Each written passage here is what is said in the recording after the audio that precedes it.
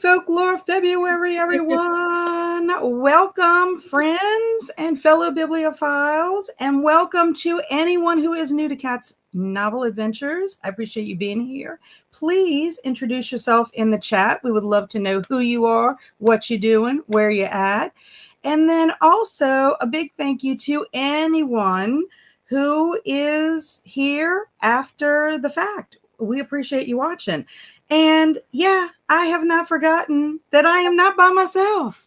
Yes, I have a special guest today, and it is Jen from Pages in Chaos, a really special person. She is amazing, and I'm going to let her tell you about her amazing self. So, Jen, tell us about yourself and a little bit about your channel. It's bizarre to think that not one person in BookTube would know who you are, but it is a slim possibility. So for that one slim possibility, please share something about yourself.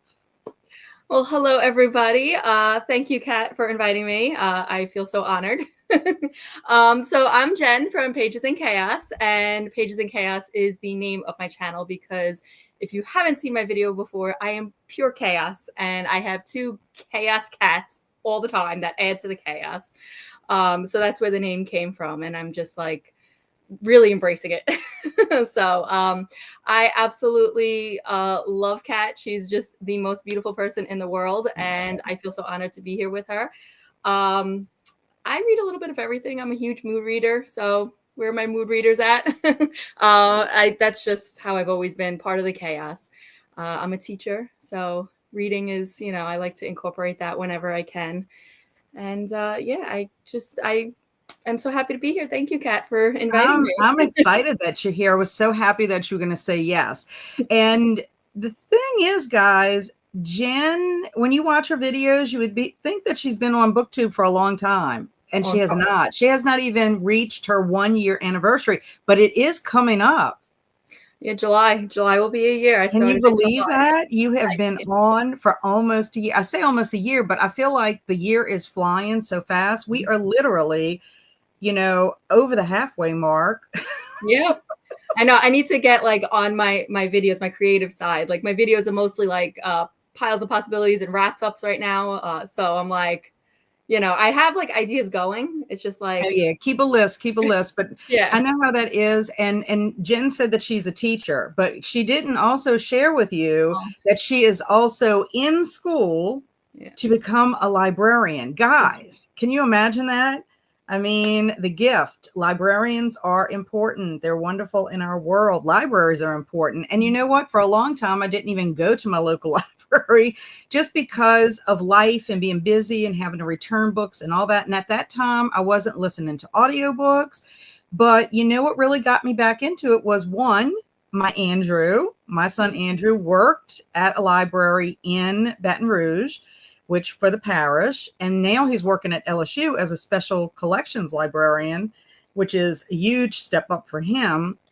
But then also Alex at Frank Fiction, because she was doing a book buy or something like that, and for a whole entire year, which I don't even know how that's possible, but it's just so much easier to buy a book. Really, it is. And I mean, sometimes I keep my books, most of the time I do, but sometimes I donate my books. So I do feel like there's, I'm helping the commerce of the writers, the authors, but also they're going into other people's libraries and stuff like that as well. But that is really what got me going, because I didn't realize how much the library has now. It's amazing, really. So, yeah, I've been utilizing it. I am now almost a year of listening to audiobooks, because my audiobook journey started at the BookTube Besties retreat in February. Me too. Because literally at that time I was traveling back and forth to my mom and dad's house, and I was going to spend the night at their house after the retreat was over, and I had not finished The Golden Spoon, and I needed to finish it. I wanted to finish it, and I was like, gosh, it's going to take me, a little bit longer or whatever. And Lori of Books, Ink and Paper was in the group, my discussion group for that book, and she said, oh yeah, I was listening to the audiobook. It's got multiple narrators, different, and it was different POVs. So I was like, you know what? I'm just going to check. I'm going to check it out. Well, you know what? First, it was a mystery. And second, what was that? Did you hear? Oh, is it maybe my oh my goodness, I have my washer going, guys. Oh no, okay, that's okay. Okay. Oh my god, yeah, it just did a like, little cycle. Oh, I forgot I had that going. I was like, oh no, it's Folklore February and we have a ghost in the house. No, that's funny. I put my laundry on this morning. No, that's okay, because that's what I was doing right when I came back. When I came back, I went and threw towels in. So yeah, but anyway, I listened to it, and I think because it was a mystery, it was multiple narrators, different POVs. I was already halfway through the book. I was so engrossed in that audiobook, like the hour did not feel like an hour. Yeah. And then I had an hour left when I came back home the next day, because I spent the night over there. And I'm like, oh my gosh, maybe I can do audiobooks, and the rest is history. Now I can't just listen to anything, but I find that the stuff that I have chosen, I'm doing pretty good. Middle grade mysteries, something that's really intriguing. And it also depends on the narrator, because not all narrators I agree are cut from the same cloth. Yeah. I like, I'm a very visual person. So I never really, even in school, like listening just never really worked for me. I don't know how I got hooked on audios. When I go to work every morning, like I have an audio going. And then like if I'm cleaning the house, I'll have an audio going. Like, but it has to be like something mindless. Like otherwise I won't pay attention. I can't. Like it's just my brain shuts off. So, like if I'm going somewhere new, driving somewhere new, I probably can't have an audio. Oh yeah, same with me. Same with me. But like going to work, like it's second nature now, So it's like, yeah, pop on the audio. Yeah, that's a lot of times that's what I do too. I mean, I listen to podcasts, but my podcasts that I listen to are not really story oriented. I mean, except for LeVar Burton Reads, and then the little story I was listening to during Zombie-thon. The majority of my podcasts are like nonfiction related. So it's about, personal development, or, they're talking about some kind of side hustle or something.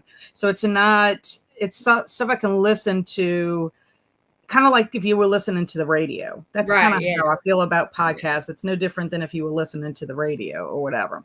So yeah, but that's been my journey with libraries. So I think it's amazing that you're doing it, because one, you're a teacher, and if anybody knows anyone who teaches, a teacher works pretty much 24/7, 7 days a week. There's very rarely time for yourself. Yes. And when you do take time for yourself, you pay for it. That's just how I remember being as a full-time class, room teacher. But there's been many a times I've been like at a gathering and I'm in a corner somewhere grading papers. I mean, I'm participating, but I'm also grading papers or doing something else.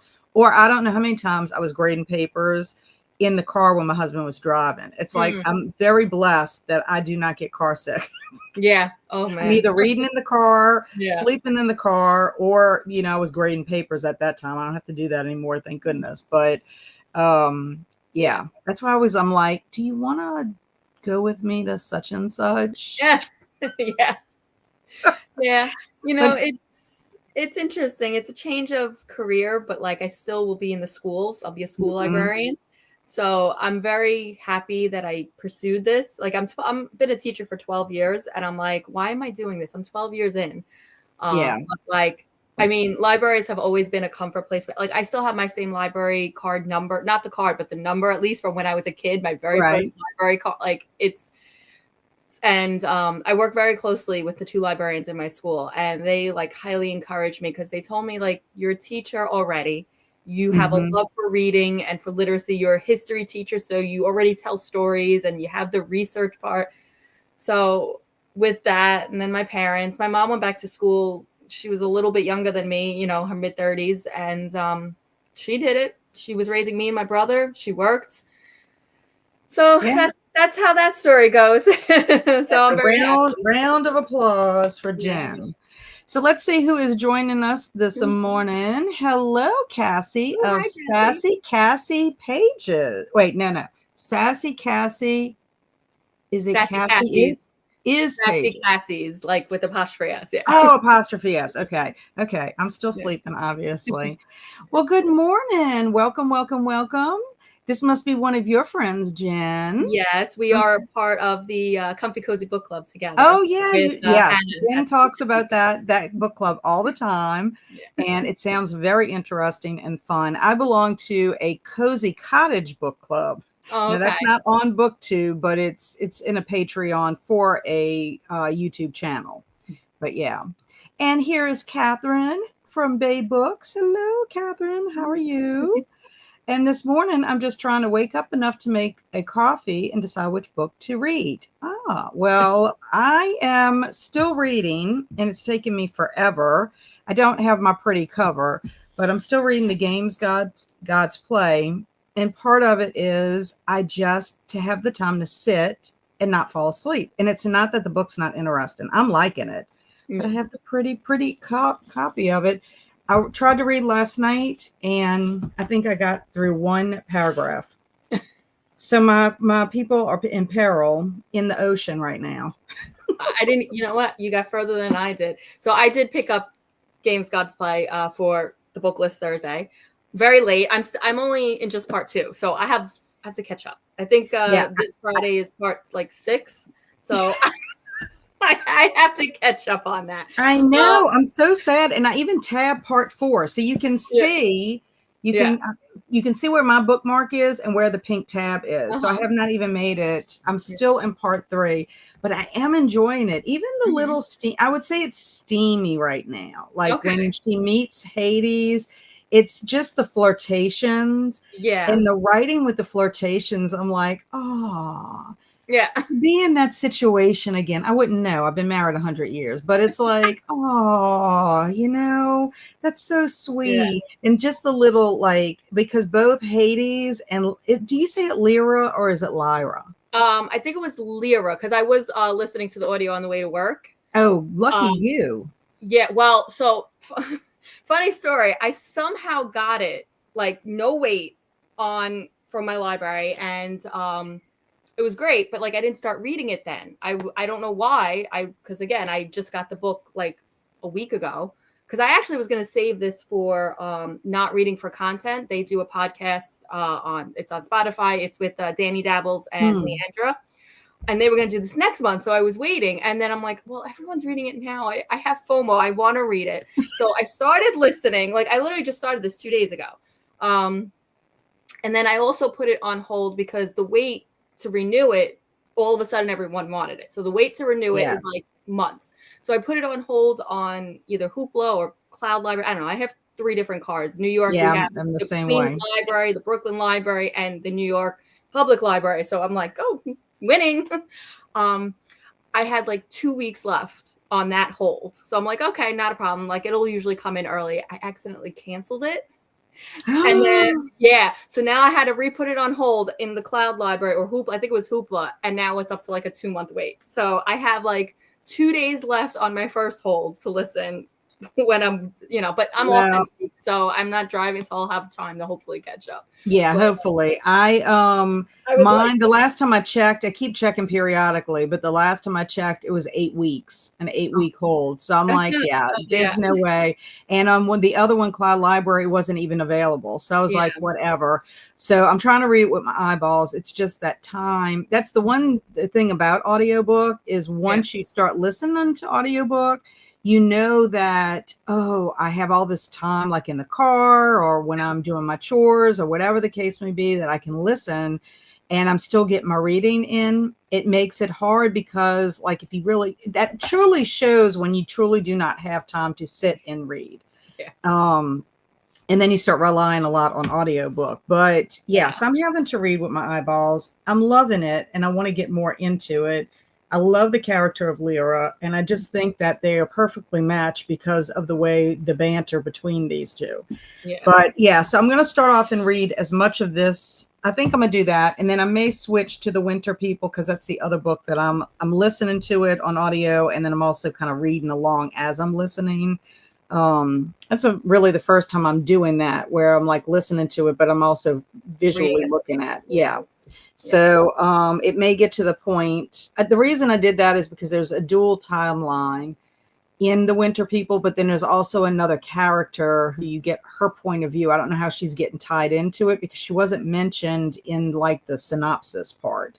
So I kind of want to get all my people situated, and then that way, if it gets to a point that, okay, I'm okay, I know these characters well enough, and I'm not gonna like forget what I'm saying or doing or whatever. So we have had some other friends join us. Hello, Stormy. Just got up, not fully functioning. I understand that. And Anne is here. Good morning. Just finished the Snow Child. Yay. I don't know how to pronounce that. Ewan, is it Ewan Ivy? I can pronounce the Ivy part. Now starting Blackwoods Blue Sky by the same author. Nice. And hello to Heidi. And she's telling us hello, Jen.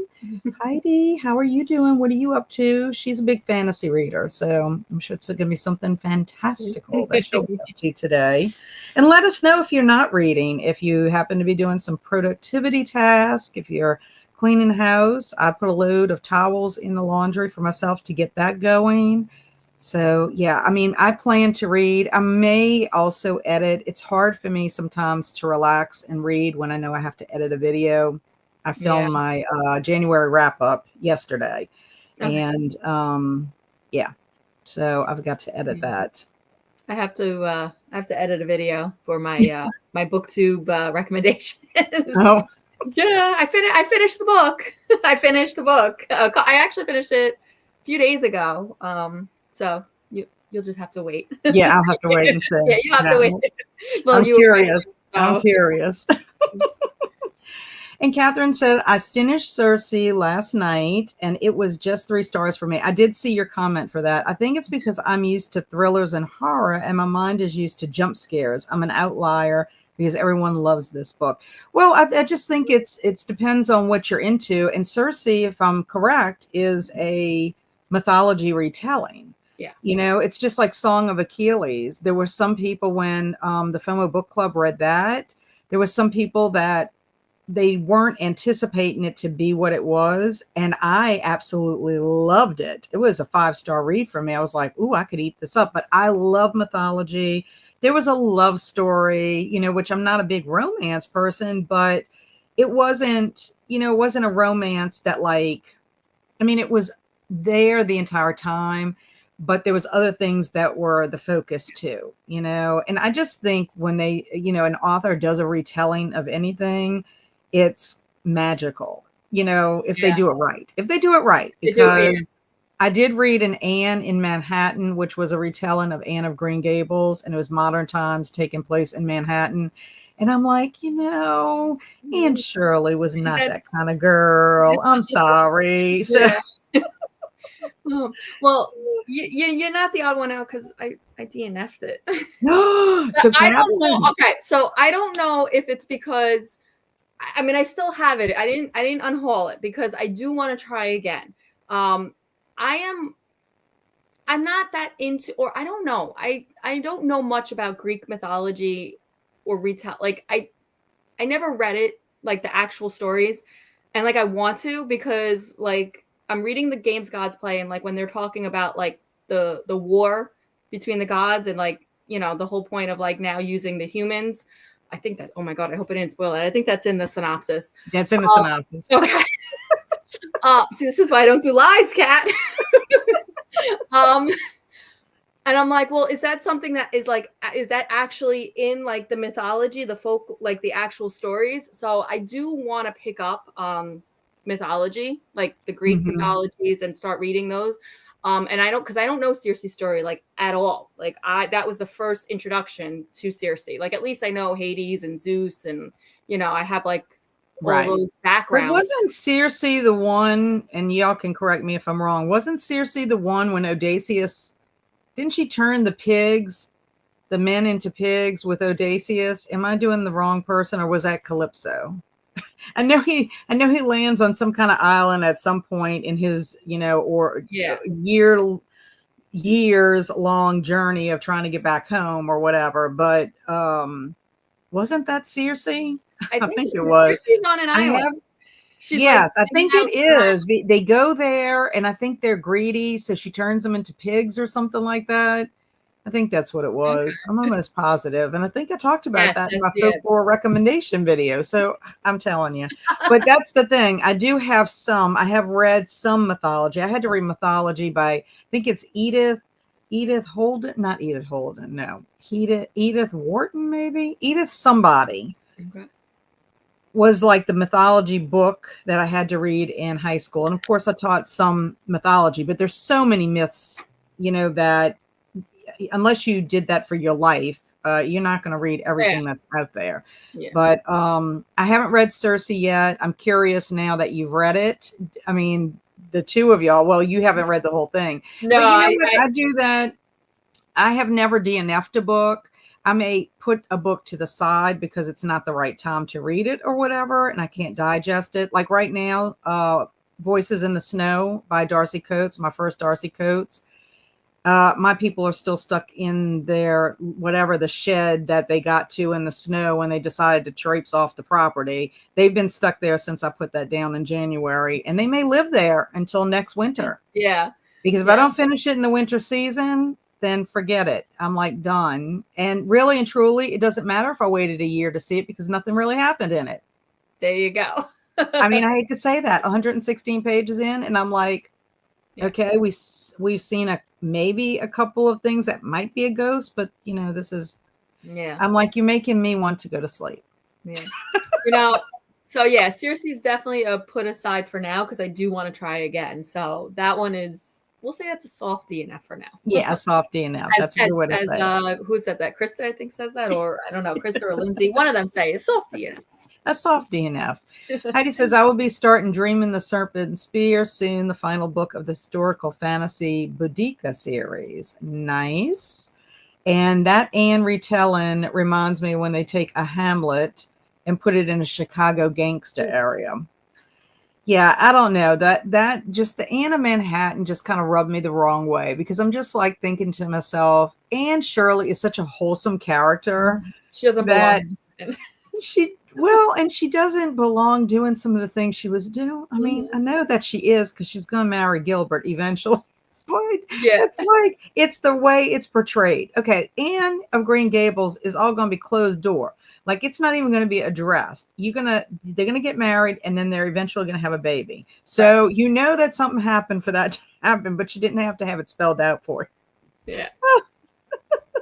Yeah. I don't know. I just didn't like it. I think I ended up giving it 3 stars. And the reason I did was because it was a well-written book, and there were aspects of it that I liked, but I just couldn't get beyond. Yeah. And that's personal. That's a personal thing, So star ratings to me, sometimes it's just my personal stuff. So nobody really can 100% go off of my ratings. Because there are some books that I think are 5-star that people are like, why? And then there's some books that I've rated like a 2, not many. I think not even a handful. Yeah. And some people are like, that was amazing. And I'm like, really? No, it was not. No. Yeah. Yeah, no, my ratings are purely on like how it makes me feel. It has nothing to do with the writing. That's just, and honestly, if a book is feeling like it's going to be a 2-star for me, I DNF it. Like I never used to. That's like a new thing that I'm doing, except for there was one book. I forget what it was for. Maybe it was one of the readathons like recently, November, maybe, I don't even know. Or maybe it was, I think it was TBR Harvest back in October. And it was, a book with like an animal on the cover or a cat on the cover. So I read this book that I've had on my shelves. Like it was a purely impulse buy from Barnes and Noble. I was like, oh, this is cute. It's a rom-com. It's great. I bought the first 2 books and I just was like, this is not a rom-com. It is so flat. There is no funny banter. I'm like, no. And like, I finished it and I'm like, no, this was like, and I don't even think I have like, I pulled the second book because I'm like, I don't know if I want to read the next book. Because I'm like, because the first one wasn't good. Well, you know what it is you had something hinging on that book, and that's why you finished it. Because the books that I have finished that I have given a 2, it's because I have read it for something specifically. Yeah. Like one was a romance and I was reading it for Garb August and I was doing a vlog and I was like, I have to finish it. It wasn't super long, but it was the time period it was written in. And I'm like, okay, first of all, I hate this man who's a character. I don't know why this woman can't get it. And then the other one was for a live discussion I was doing with my friend Kelsey and Nathaniel Toll. So it's like, I can't talk about a book if I didn't read it. But that was a disturbing book. And I'm like, I need to scrub my eyeballs, like have eye wash and a brain wash to get all the terribleness of this book out of my brain. Yeah.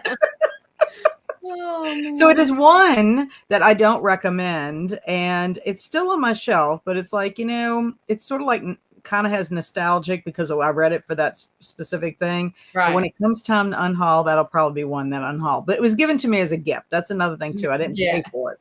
Kelsey actually bought it for me. So, and yes, that was Cersei with the pigs. And yes, good. Edith Wharton. And I still have that paperback copy. Actually, I have a bunch of books that I've had in high school, but Edith Wharton, that's the book we had to read in high school. These certain myths that we had to read. I wouldn't mind having a hardcover copy of it, but I do have other mythology books. I love the Percy Jackson series. So I bought a lot of books that have to do with mythology with that. Right. Yeah. Kind of like talking about the gods and all that kind of stuff. I never read Percy Jackson. What? I know. But in all fairness, I'll tell you why I did read a bunch of middle grade. I was a school librarian at St. Joseph for 4 years. Okay. And to get my kids to read, of course, I had to read. That was my homework. So I devoured and read a lot of authors. So a lot of those series I, read, because what I would do is I would read them and then I would highlight them for my middle graders, because that's the group. Yeah. And then we have accelerator reader in our school. So you're trying to get them to read for points and all that kind of stuff, the comprehension. And so what I would do is, and then I would let my students who were there drive what I purchased for the library. Okay. Because basically it was like I wanted them to read. And so I read a bunch of series, like the City of Ember series, Percy Jackson, the sisters who do the Grimm fairy tales. I mean, there was so many, and I discovered so many authors that, were new to me, because I had like Beverly Cleary, Judy Blume, Lois Duncan. That was my era. Nancy Drew, that kind of stuff. Yeah. So it was a lot of fun. I loved it. And that's when my passion for middle grade really, just ignited, I guess. Right. So it was my library science class that ignited my passion for picture books. And it was being a librarian at that school library that ignited my passion for middle grade. I've always liked children's literature, but it was like only would read it like when I would read to my boys, because I read a lot to my boys. But it wasn't something that I put in my normal reading diet. I was too busy reading Stephen King or Mary Higgins Clark or, Douglas Preston and Lincoln Child, whatever. So, now it's like I have to balance it all. Well, I don't, maybe it's part of a series. Maybe I'll pick it up. Did you see the Proms for Middle Grade March yet? Yes. So I already started pulling. So this is one, I have these two on my middle grade. So I pulled to see what I'm going to start, And I am planning to read The Secret Garden and the retelling. Me too. Because I have never read The Secret Garden. I have a copy of it, but I did love Katie's edition that she showed. I was like, that is such a pretty edition. I might need to get that. It depends on how much I like The Secret Garden. If I like it, then I will get it. And then I'll go ahead and put the Secret Garden paperback I have in my pile to give out, for giveaway or whatever. Well, so Angela, okay, go ahead. Go ahead. No, I said I'm off next week, so I always have that February break, and I always the announcements usually right before it, so I always go to Barnes & Noble. I walk out spending tons of money on middle grade. It's just my thing. It's a tradition now. My mom asked me are we going to Barnes & Noble this time? It's the break. Yeah, I have to pull my books for that. And I also have to pull my books for, probably a book or two for Week of Weird, because that's actually the first week of March. Okay. So I'm going to vlog that week. That's my plan. I enjoy vlogging those little week-long things if I can. Like I really am sad that I did not vlog my week with Edgar Allan Poe, but I just I didn't either. I had too much stuff going on. So Angela said, good morning. I'll be reading The Girl in the Tower, which is the second book in the Winter Night trilogy by Catherine Arden. I'm so excited that you are reading Catherine Arden. I need to read more of her. I love the Small Spaces series. And yes, Cersei Turned the Sailors to Pigs. Great book. I love the Odyssey.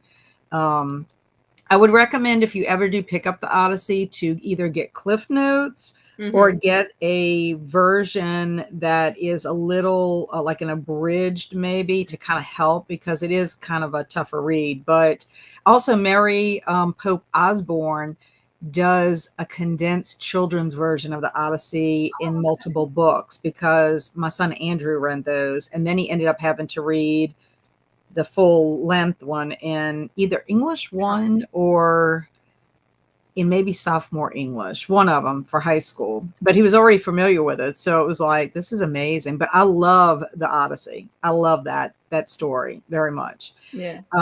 Because it's an adventure. It's a big adventure, and you meet a lot of characters and a lot of, monsters and stuff along the way. And then, of course, the end is like epic when he comes back, to his home.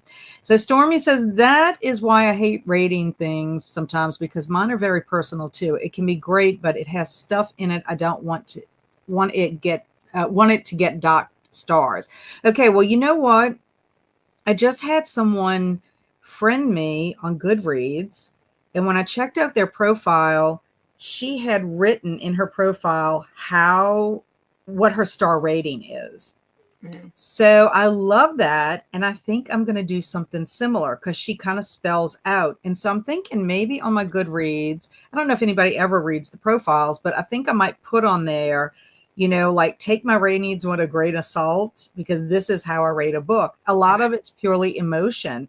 And then there's been some times that, and you and I talked about this, Jen, where you read a book, you're on the fence, which way to go. A lot of times when I can't decide, I do a middle, and then I kind of lean one or the other. Yeah. So you and I talked about that when we read Simon Sort of Says. Yeah. Because it was like we had a book discussion, and sometimes when I discuss a book with someone, very rarely does my rating drop. I don't think it ever really drops. If anything, the discussion, if it's a really good one, bumps it up.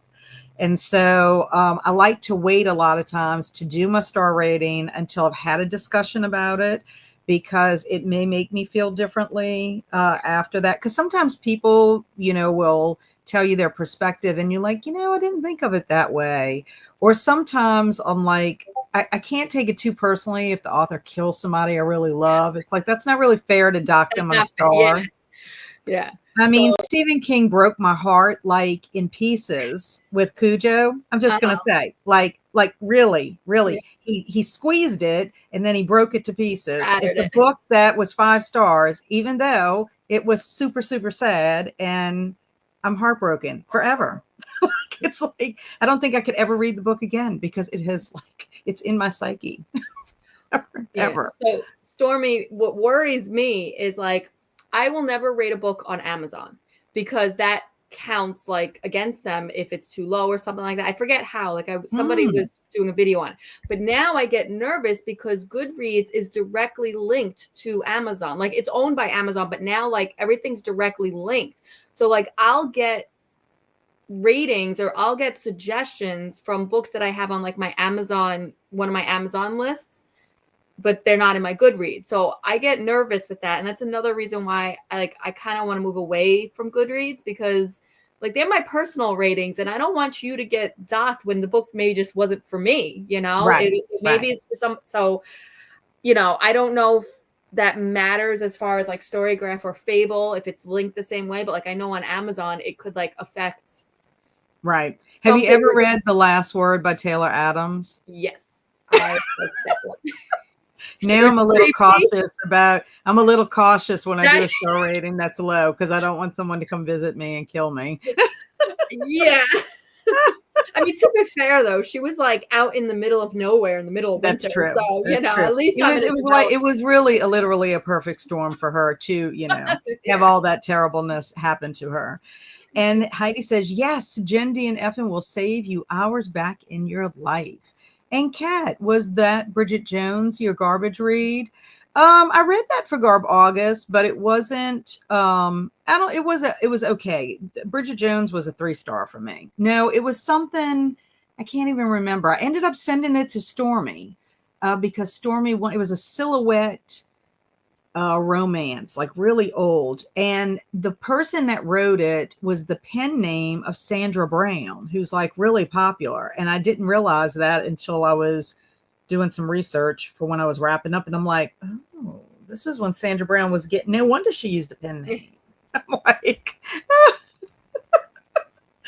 And Angela said, I stopped listening to audiobooks in the car the day I mistook a 4-lane highway for a 2-way street. It was a close call. Yes.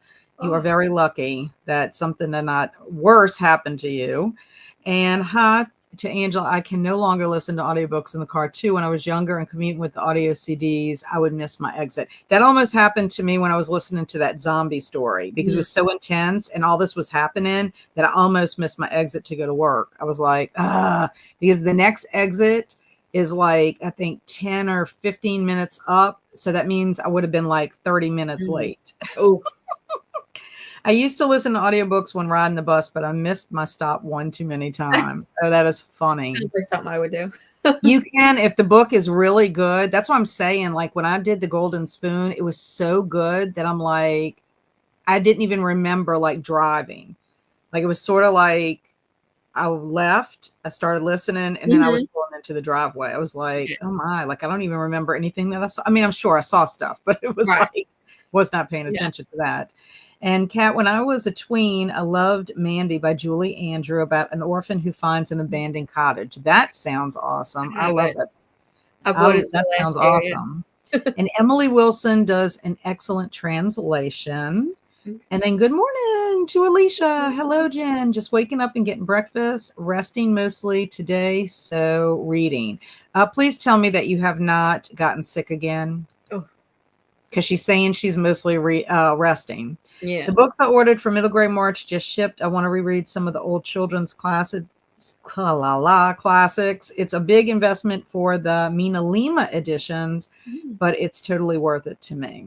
Very nice. Very Angela, nice. Which ones did you get in those editions? Because like Harry Potter, they started making them and then they stopped. Yeah. And I'm very sad because I love them. But somebody said they think that they're going to continue in that. I found it. It was, I read somewhere that they're going with a different like illustrator and that they're going to continue, but I don't know. I haven't read anything since then. That was like over a year ago that I read that. But the whole idea with the Mina Lima is that it was the people who illustrated the movies, like who did all the graphic design for the movies. So that's what made it so cool. I know, and I don't like when I don't have a completed set of something. Yeah, that happens in comic books. I have some comic books so that the story, and I don't know if they knew that it wasn't going to work out, and so you have stories and you have the to be continued, and it never continued. That's why I usually don't buy series until they're completed. Like I'm so glad I never got on the Game of Thrones bandwagon. I mean, I watched the show after the fact, but I'm like, I would be so upset if I was like that big of a fan and like just this last book never came out. You know, I mean, at least my Harry Potter, like I've read them, but like I have that's my 4th edition of it, and it's only up to book 3, and I'm like so upset. I know it made me sad when I found that out. And the other thing is Sue Grafton did the Alphabet Murder Mysteries. And she died before Z. They fixed it. I heard. And they're not going to do it. The family said we're not going to have it written.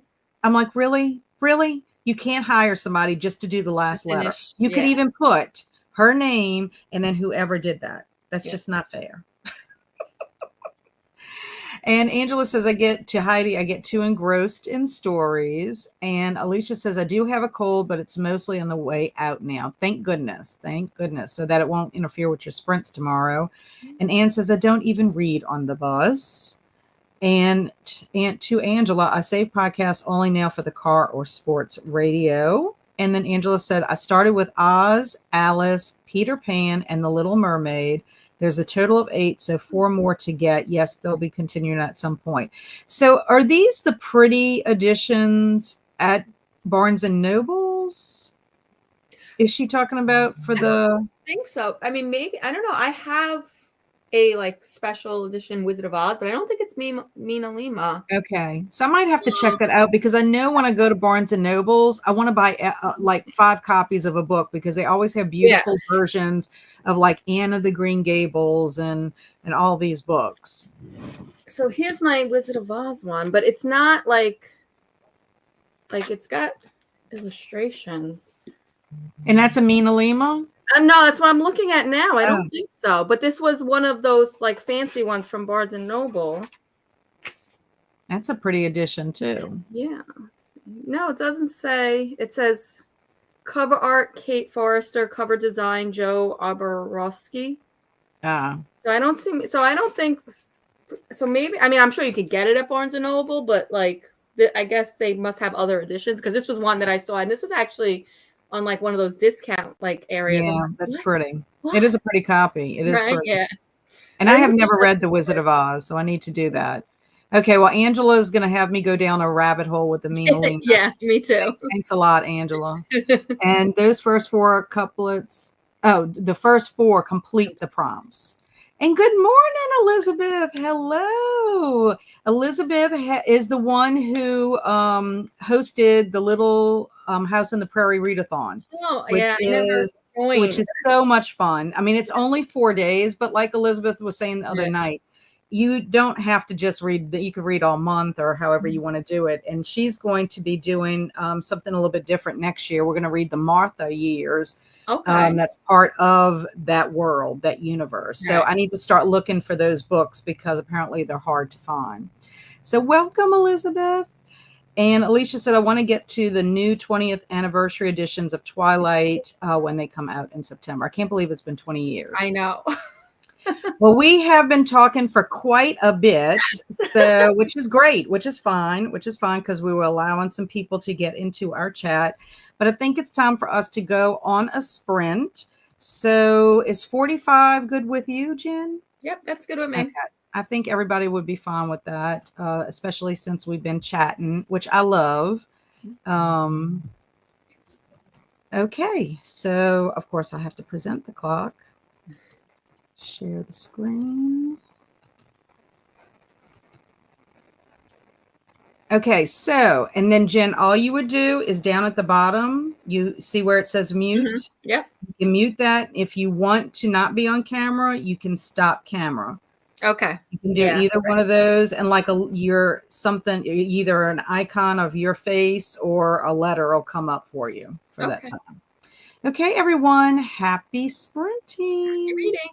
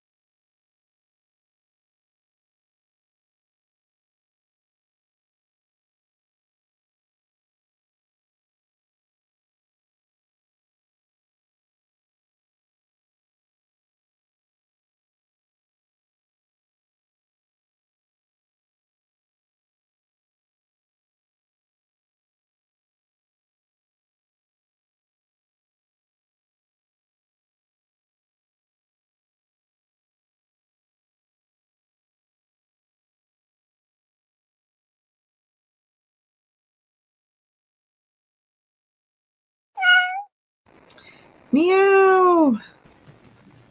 We're back. Woot woot. What did you get up to? So I listened to 2 chapters while I made myself something to eat and switched my wash into the dryer. And then I read 3 more. So I'm up to chapter 15, 16. I think I read up. Yeah, I read up to chapter 15. Oh, good. Yeah. So it was this. I love the part where he's like, "Why are you taking it slow? Don't you want your gifts?" And he said, "Well, I'm just learning." And he's like, "Did you learn anything so far?" She goes, "Yeah, don't eat the food." I just laughed at that. I was like, yeah, I would think so. Well, just wait about his gifts. That's all I'm going to say. Yeah, so I just got to that point where she, you know. I'm telling you, their chemistry together is really, like, I'm trying to imagine who I would cast as the person to be, like, if this was like a movie kind of thing. I have to really think about it. But like, I could kind of see Theo James being Hades. Oh my gosh. Just because he's, he's dark and I'd have to really think about it. But Theo James comes to mind. I loved him in that Netflix series with the gentleman where he's, I don't know if you've ever seen that show. I think it's called The Gentleman something. Okay. But his family, he's in the military and he's called home because his father dies. And he finds out that his father has been leasing his land, and it takes place in England, is been leasing his land to a big marijuana corporation, whatever. And but anyway, he's very good looking, and just seeing him in that show. And then also he was in White Lotus, the Sicily version, which I didn't see the whole entire series. I watched it on the plane to and from when I went to Sicily. So, but for some reason, they don't give you the whole entire series. They just give you certain episodes. It still makes sense to you. Yeah. But anyway, I don't know. He's a cutie, but that's who I am kind of thinking in my mind who Hades is. Yeah. It makes sense. I saw him in the Divergent movies. Yes. That's where I was first introduced to him. And then I don't know if you've ever seen it, but on like PBS Masterpiece, they did Sanditon. I don't know how to say it. It was one of Jane Eyre's like unfinished books. So they made a show out of it, and he was in like the first season. And he was like really good in that. So yeah, he's a cutie. So that's who is in my mind. And I have to think a little bit about Lyra because she's feisty. Yeah. And what I like is that she and Hades, like, he picked her because I think of that, but I don't think he expected her to push back. You know, that's what I'm finding interesting. But I made it to chapter 33. I'm at page 140. I'm 40 pages from part 4. So I might try to get to part 4 and then I'll change gears of what I do. It may take me the whole time we're on sprints. But the one thing I do like about this book is it reads quickly and I like the short chapters. And I'm enjoying how the chapter titles are too. So, it's a good time. I really am enjoying it. So let's see how everybody else did. Heidi was saying folklore is really the grandmother of a modern fantasy. So much of the books I read are based on folklore or myths. The Witcher is a twist on Polish folklore and famous fairy tales like Beauty and the Beast. And that's very true. That's one reason why I don't limit Folklore February to just what's under the umbrella and really just reading folklore, because folklore is oral tradition that's been written down, by people over the years to share those stories, because it was all like, oral. They didn't have books or whatever. And that's just how the stories got changed. And that's why sometimes you see variations of stories depending on geographically where they're at. But that is very true about fantasy. To me, any fantasy that I've read always seems like it has some kind of influence, whether it's from folklore or like Christianity or whatever, which some of Christianity is steeped in folklore as well. So, when you think of like St. Valentine and St. George, they're both legends, so anyway, that's what I love about it. To me, if you have any kind of influence with folklore, that's why I think it's so powerful. And that's why I love it. There's something that has influenced it. And Stormy was telling Elizabeth hello. And Angela said, I went down the Mina Lima rabbit hole yesterday. So knock yourselves out. Yeah, well, it's going to anything that I buy Mina Lima, because I'm new to Mina Lima. I didn't realize until I got the Harry Potter books. And then I have a book that is a Mina Lima book. And I was was illustrated. I'm like, oh my goodness. It's like very new to me. So y'all have to excuse my naivete when it comes to this. But whatever I spend, which I can't spend anything this month because it's my no spend month. I'm doing frugal February, and it's very hard. I mean, there are we can bend the rules a little bit. Right. Like, unfortunately, February is frugal February, but it's also Valentine's Day. We have Valentine's Day in the mix. So yesterday evening, my husband and I were going to get sushi. We were going to do takeout. My husband's like, we are not going anywhere near a restaurant. We don't generally celebrate Valentine's Day, like going out kind of thing on the day anyway, because my husband travels so much. But we're just not really, I don't know. We're not really huge into those minor holidays like my husband will bring me flowers, and I appreciate them on another day. It doesn't have to be Valentine's Day. Actually, I prefer him not to, because flowers are so much more expensive. You know what I'm saying? So I'd rather him bring me flowers from Walmart that didn't cost a huge amount. I can still enjoy them, right? And the fact that he thought about me, in an everyday situation, I guess. So anyway, he leaves work and he goes into Hammond. And so I was filming still because I had to have an eye appointment yesterday. So my video had to be shot some in the morning, some in the afternoon. So by the time he got home, so I finished and I'm like, oh, did you eat already or whatever? And he's like, no, didn't even get anything because it took me forever to find a parking spot. He went into the sushi restaurant and it was like an hour and a half wait for takeout. For takeout. Wow. So you can imagine if you didn't have reservations for the restaurant or whatever. So he came home, and while I was filming, he had made me a shrimp and cheese quesadilla, which I appreciated. First, I didn't have to eat. I didn't have to cook. And then I didn't just have to go eat leftovers or something, So I said, well, that's a bummer. That was supposed to be our Valentine's dinner. He goes, I know. He said, we're just going to get it tomorrow. So tonight we're having our Valentine's dinner. It's actually better that it's tonight because my husband is always so tired. He gets up so early that we probably would have eaten and he would have watched his little program he watches on the History Channel and been asleep within like 15, 20 minutes. This way we can eat, watch a movie or a TV show or something. Right. Which for anybody who's watching Resident Alien, the newest season is on Netflix, season 3. So I'm very excited. We got to finish What We Do in the Shadows, which you do know that takes place where you live. Oh, no, I didn't know that. Yes. Okay. Because when you first said where you lived, I'm like, I think that's where the vampires live. Oh. It's hilarious. It's a hilarious show. It's on Netflix, you said? I'm sorry? You said it's on Netflix? Yeah. Well, no, that's on Hulu. Okay. It's on FX, but then it also shows on Hulu. It's What We Do in the Shadows. They have a movie. There's a movie that preceded the TV show. Okay. But anyway, I just think it's hilarious. And I always think about you. I'm like, now I have to see if it's an accurate depiction. Yeah, they're so funny. Kat, I put the description of Mandy in your Discord under chatting. I totally forgot about that book until you mentioned The Secret Garden. Thank you so much. I appreciate that. And Elizabeth said hi to Stormy and hi to everyone in the chat. And Mina Lima also has art prints. Oh, wow. Nice. I have my oatmeal and coffee, so I'm slowly waking up.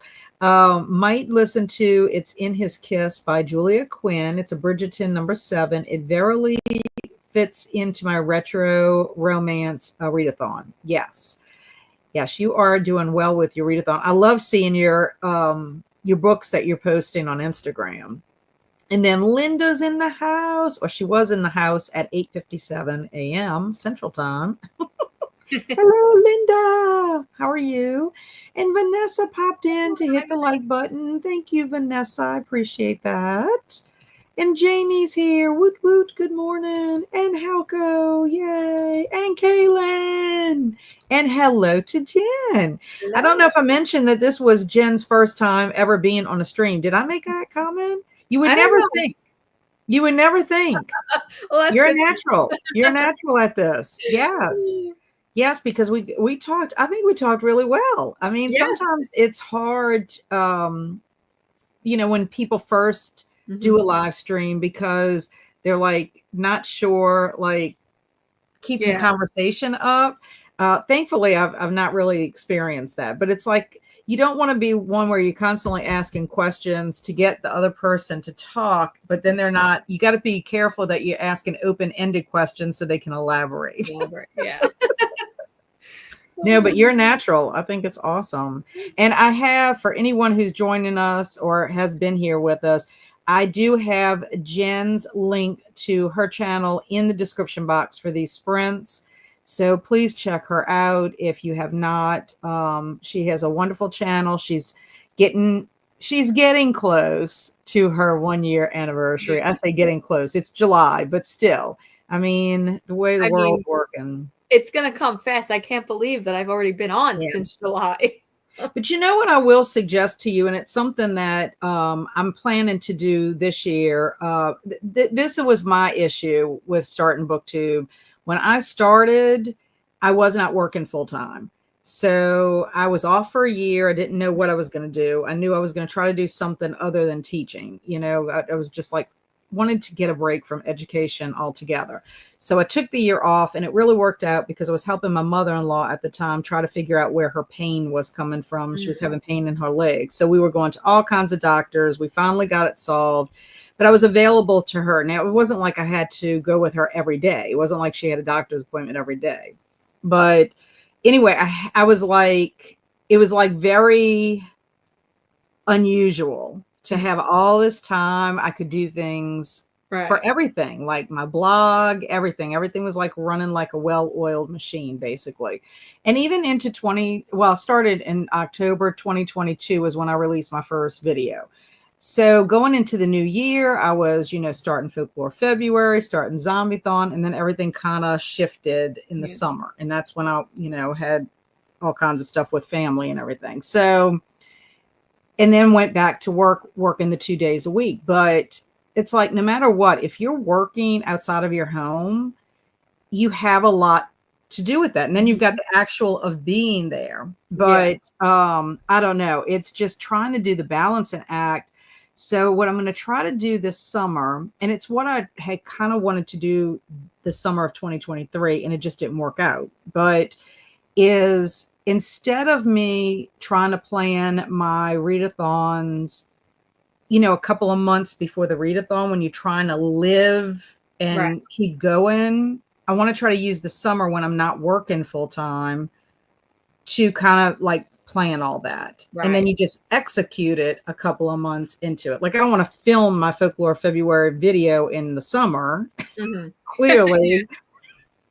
I mean, I guess I could, but it might be a little weird and I might change my mind. Who knows?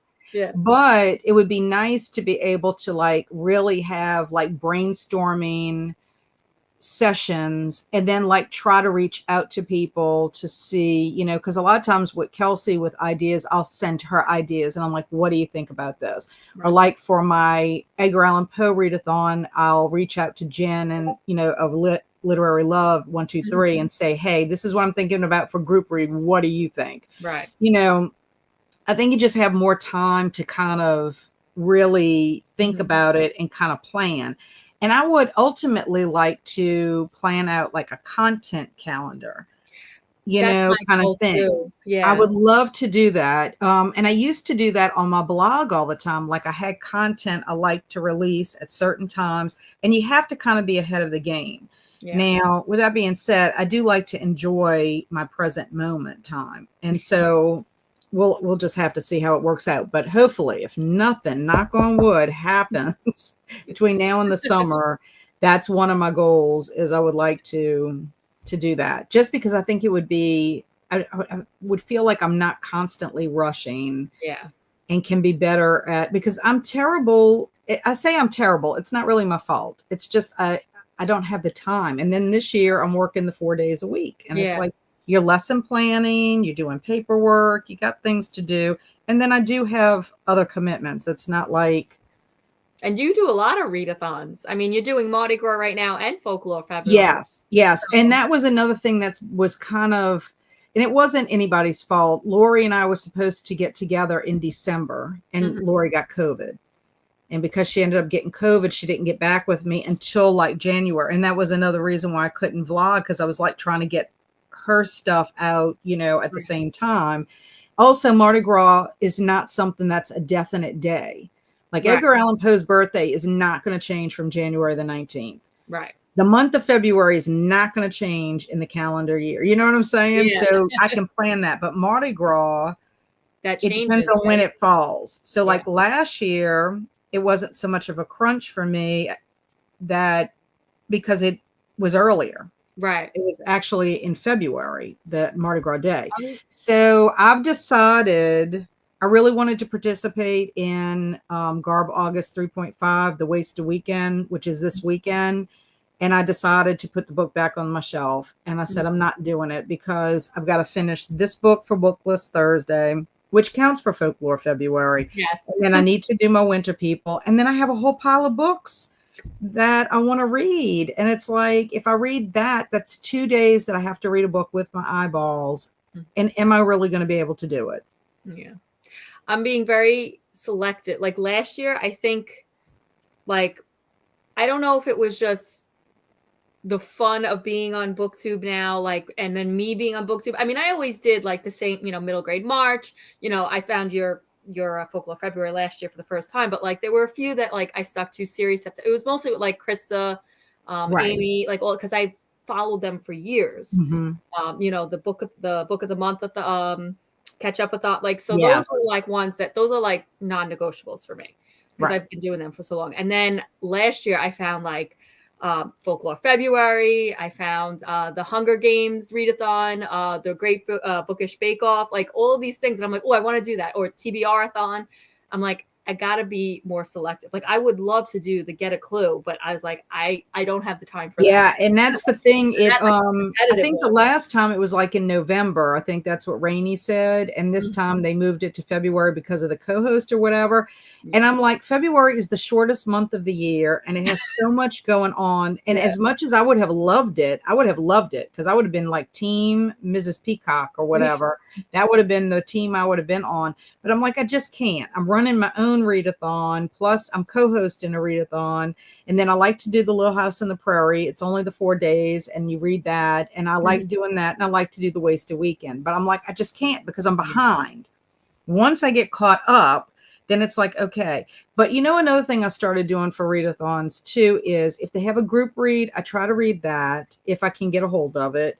So I've been participating, and then also I might just try to get a bingo. Yeah. And then I kind of feel like I can participate in ones, but like you, I have non-negotiables as well. Middle grade March Mystery Madness. I always want to do those, even if it's not on a grand scale. And then Old School April, I co-host on that. So that's non-negotiable. And then I have my own in May. So the summer is where I kind of am not really hammering. I do big book summer and I do summer book bingo, but that's all summer long. Yeah, so you have. And I'm reading anyway, and it's perfect for mood reading because you surely have something on your bookshelf that will fit it, that you'll be in the mood to read. So yeah. So Swank is in the house. Woot woot. Hello, Jane A. again. I'm just over halfway through the audiobook of Bayou Book Thief. How are you liking it? I have to start that. I have to start it too, but I'm waiting until after the Winter People. Yeah. That's another thing I do. I like have my schedule of when I can pick it up. I have to finish the Winter People because I'm going to be talking about it with Alex. And but I think Bayou Book Thief, I think it's on audio, so I might be able to listen to that one as well. And Theo James, he is charming in Sanditon. Is it Sanderson? Okay. It's Sanditon or Sanditon. I don't know if there's an R in there. But yeah, it's they say it's Sanditon in the show. They're also British. They're also like British. So. Oh yeah. I love that. I love that. I always wanted to have a British accent. I just love it. I used to drive my kids crazy when they were younger. You know, when they had that show, it was about the nanny, not the fictional nanny show, but the one that where she would visit. And every time she would come and she would talk, I would like repeat the phrases. And they're just like, please, you don't sound anything like her. I'm like, to me, I do. Yes. 64% into my audiobook and got some wood in, trying to stock up inside and on the porch, as next week we have nasty temps and maybe snow. Oh, so over winter. Yeah, I'd be over with the snow. Now we're supposed to be, I think my husband said maybe in the 30s tomorrow, which is weird. Theo James is also in HBO's Time Traveler's Wife. It got canceled after season 1. Oh no. I mean, I would just like to look at him. Like he could be in anything. Yeah. Since I just found out about Folklore February, I haven't figured out what to read yet. So this morning, I'm trying to finish The Women by Kristen Hanna. Well, I would say, Elizabeth, if you have any children's books, they are probably have some kind of folklore element to it. And it does not have to be specifically a fairy tale, but it could be like a fairy tale retelling, or it could have fairy tale elements in it. So anything that has an element of folklore is fine. I think The Women, though, is a little more historical fiction. So I don't think you'd find any folklore in that. But yeah, you know, if you only read one thing or you read a short story that has some kind of folklore in it, you have participated. I appreciate the support. Hello, Mary Lou. I think a shrimp quesadilla sounds lovely. It was good. He did pretty well. He ate a quesadilla somewhere one evening when he was on the road, and now he wants to make quesadillas all the time. And I was making them like for my son Andrew for like years. This is not a new invention. It's easy. Slap it all together and yes, but he loves it. And so I'm like, I'm going to encourage him. I mean, he likes to cook. So, but he did tell me, he's like, you want me to make a tortilla soup for you this week? Because I'm going to be out of town, I think 2 or 3 days. I'm like, sure, if you want to, because I'm not going to make it. I watched Resident Alien season 3 on Sci-Fi, but now season 4 will air on the USA Network. Yes. Well, the thing is they will not drop a season on Netflix until the new season starts on their regular channel. And I don't have cable. So I have to wait till it streams, or I'd have to go buy it or something like that. And I'm not going to buy it. And hello, Christina. How are you? And here's our PSA for today. Pause to hydrate, snack. Tell us what it was, because we nosy. Check laundry, take meds, stretch, show some love to the like button. Make sure you sub and ring the bell so you hopefully get notified. Thank you for that reminder. And What We Do in the Shadows is about vampires. I have to check that out. I subscribe, Jen. Woo-hoo! Like Kat said, you are a natural. She is. I'm telling you, she is. But I think it's because I can imagine her as a classroom teacher. She's dynamic. She's you probably one of those dynamic teachers that, you know, get those kids involved. And I hope. You know, yeah, I would think so. And you teach history, so you have to make it fun. To me, history is probably the hardest subject next to math, because with math, you're dealing with kids that absolutely just hate math in general. I was in that camp. I did not like math at all. I couldn't understand it half the time. I'm like, and I only want the math to know how to budget my checkbook. You know, that's all I need. And I can use a calculator. I don't need any mental math stuff going on. Okay. And history, I mean, to get kids interested in history, you know, things that have happened so long ago, like kids are like too much into themselves. They're like, I don't care what happened in 1945. It's funny. We just finished World War II before the break. And we have state exams. So I teach sophomores. They have to take, it's called the Regents exam in New York. And I hate it because like there's so many things that I would love to go into so much more detail on, but I always do anyway. I mean, sometimes I get like, not in trouble, but my AP is like, well, you really should spend less time talking and more time with the kids reading their documents. I'm like, yeah, but the documents are boring. But anyway, I was like, so let me tell them the stories. I'm a story. And we were talking about how Captain America, it like, you know, the original was propaganda. He was created during World War II to fight the Nazis.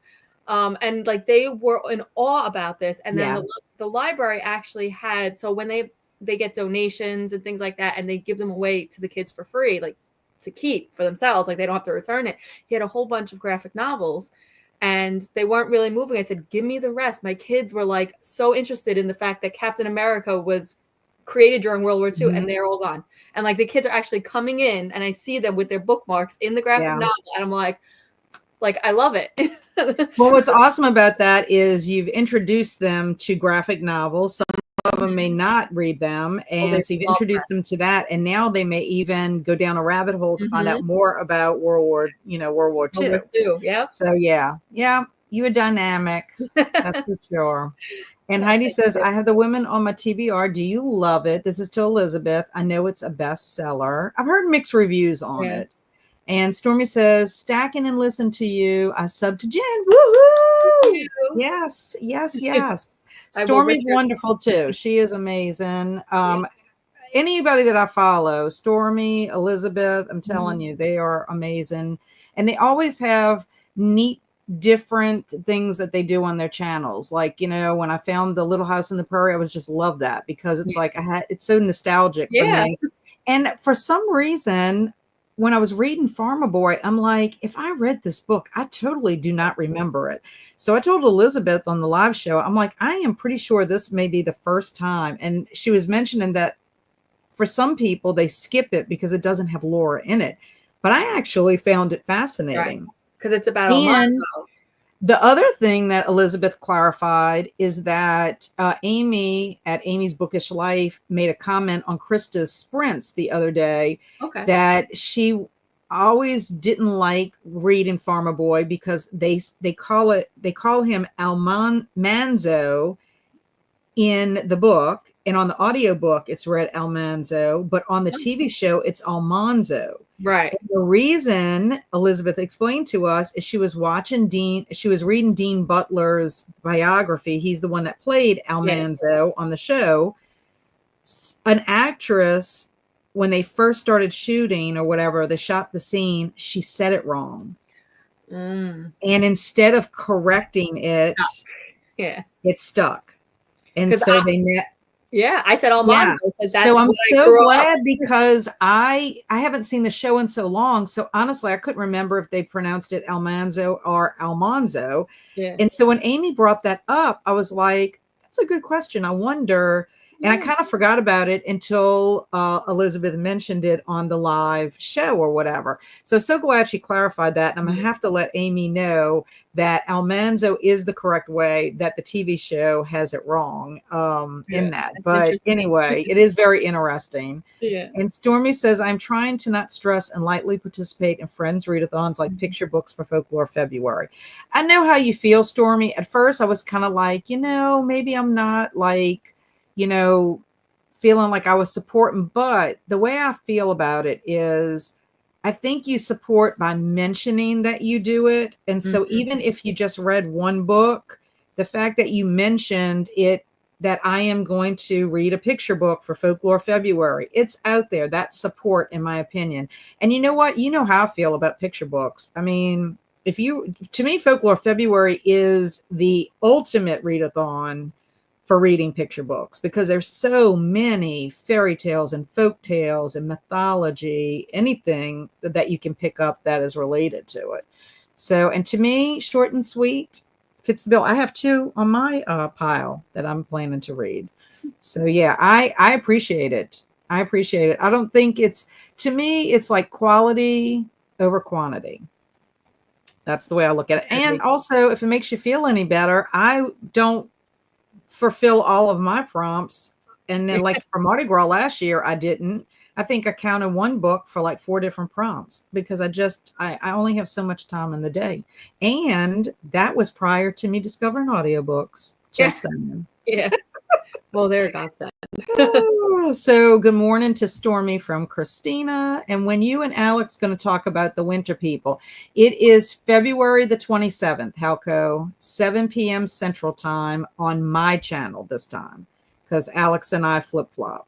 So yeah, so Thursday, February 27th, 7 p.m. Central Time. Alex has to create that. She's in charge of the thumbnail. She'll send it to me and then I'll create it as soon as she sends it. But I'm glad you'll be joining in. I'm liking it. And Kaylin said, I'd like to listen to Bayou Book Thief, but I'm not sure where to find it. Hoopla doesn't seem to have it. I think it was on either Libby or Cloud Library for me. So not sure. You see, I'm like Jen. I have 3 library cards. So I have Libby through East Baton Rouge, Cloud Library through Tangipahoa. I could probably do Cloud Library through, I don't know how that would work though, because both Livingston and Tangipahoa have Cloud Library. So I don't know if you can go back and forth with that. I don't know. I haven't tried. You can't, like on Libby, I have 3. I have Queens Library, Brooklyn Library, and then the New York Public Library. And it'll tell you if one book at this library is a shorter wait. And then on Hoopla, I think Queens Library and Brooklyn Library. And again, you can switch back and forth. You have to like toggle it. Okay, well, I'll have to look and see, because I didn't, since I had Cloud Library with Tangipahoa, I didn't add Livingston, because Livingston, I just got my card in December, November or December. So I'll have to look and see. And then on Hoopla, I have that through, I'm pretty sure Tangipahoa is where I like access that. And it's weird because a book that was available through the Queens Library on Hoopla, I think Hoopla is where I have Queen, I don't know, I have 3. Wasn't available through Libby from the Queens Library. So it was so weird. And I'm like, okay. Yeah, it is. It's very weird. And also too, the availability, even though like it's on my Libby, it might not be on your Libby. Right. It's the not copyright, the license for the library. Yes, exactly. But I'm loving being able to find it, because usually I can find something. The only time I could not find, except for Carrie, was for Winterween. Carrie was the only book that I could get on my audiobooks. And so I was like, because Winterween, I'm much busier during that period of time than I was for Summerween. And that would have benefited me for Voices in the Snow, which is the book that's still in the snow. And so morning, noon to Elizabeth from Christina. It's a fun little mystery. It moves pretty fast. I have it on audiobook from Audible because my library didn't have it. Oh, nice. That she's talking about the Bayou Book Thief. And then hi to Christina from Story. Hiya, Andy. How are you, my friend? Andy's my friend, and he's writing a book right now. He's in the author tube realm. Yeah. He's writing a thriller, and I cannot wait to read it. Can't wait. It's gonna be a thriller like in the Jason Bourne vein. Oh, so okay. Action packed kind of thing. I love action packed. Yeah, me too. And Swank says, I was a history and theater major in college. I love history. And hi from me and Emma. And that's Emma Bennett. He's referring to the wonderful romance writer. And Buttons Booped. I appreciate it. Thank you so much, Andy. And Heidi says, tell Barry to grill chicken, saute onions, and red peppers with Mexican cheese for really tasty quesadillas. I add fresh avocado, salsa, and sour cream to the top. That sounds delicious. I'll have to remember that. And hi, Livia. Hey, what you doing, Livia? How's everything going in Rome? I love that she lives in Rome. And yes, there's no folklore in the women. I was just sharing what I was reading, which is awesome. It is very compelling. I was afraid of it because I thought it would be too hard, but I'm really enjoying it. The Women is one of the books I would like to read. I have never read anything by that author, but I've heard it. Never read Kristen Hanna? I have never. But I hear her mention, like Lindsay at Lindsay's Little Library mentions her a lot. And Sarah, I think even Krista. Yeah.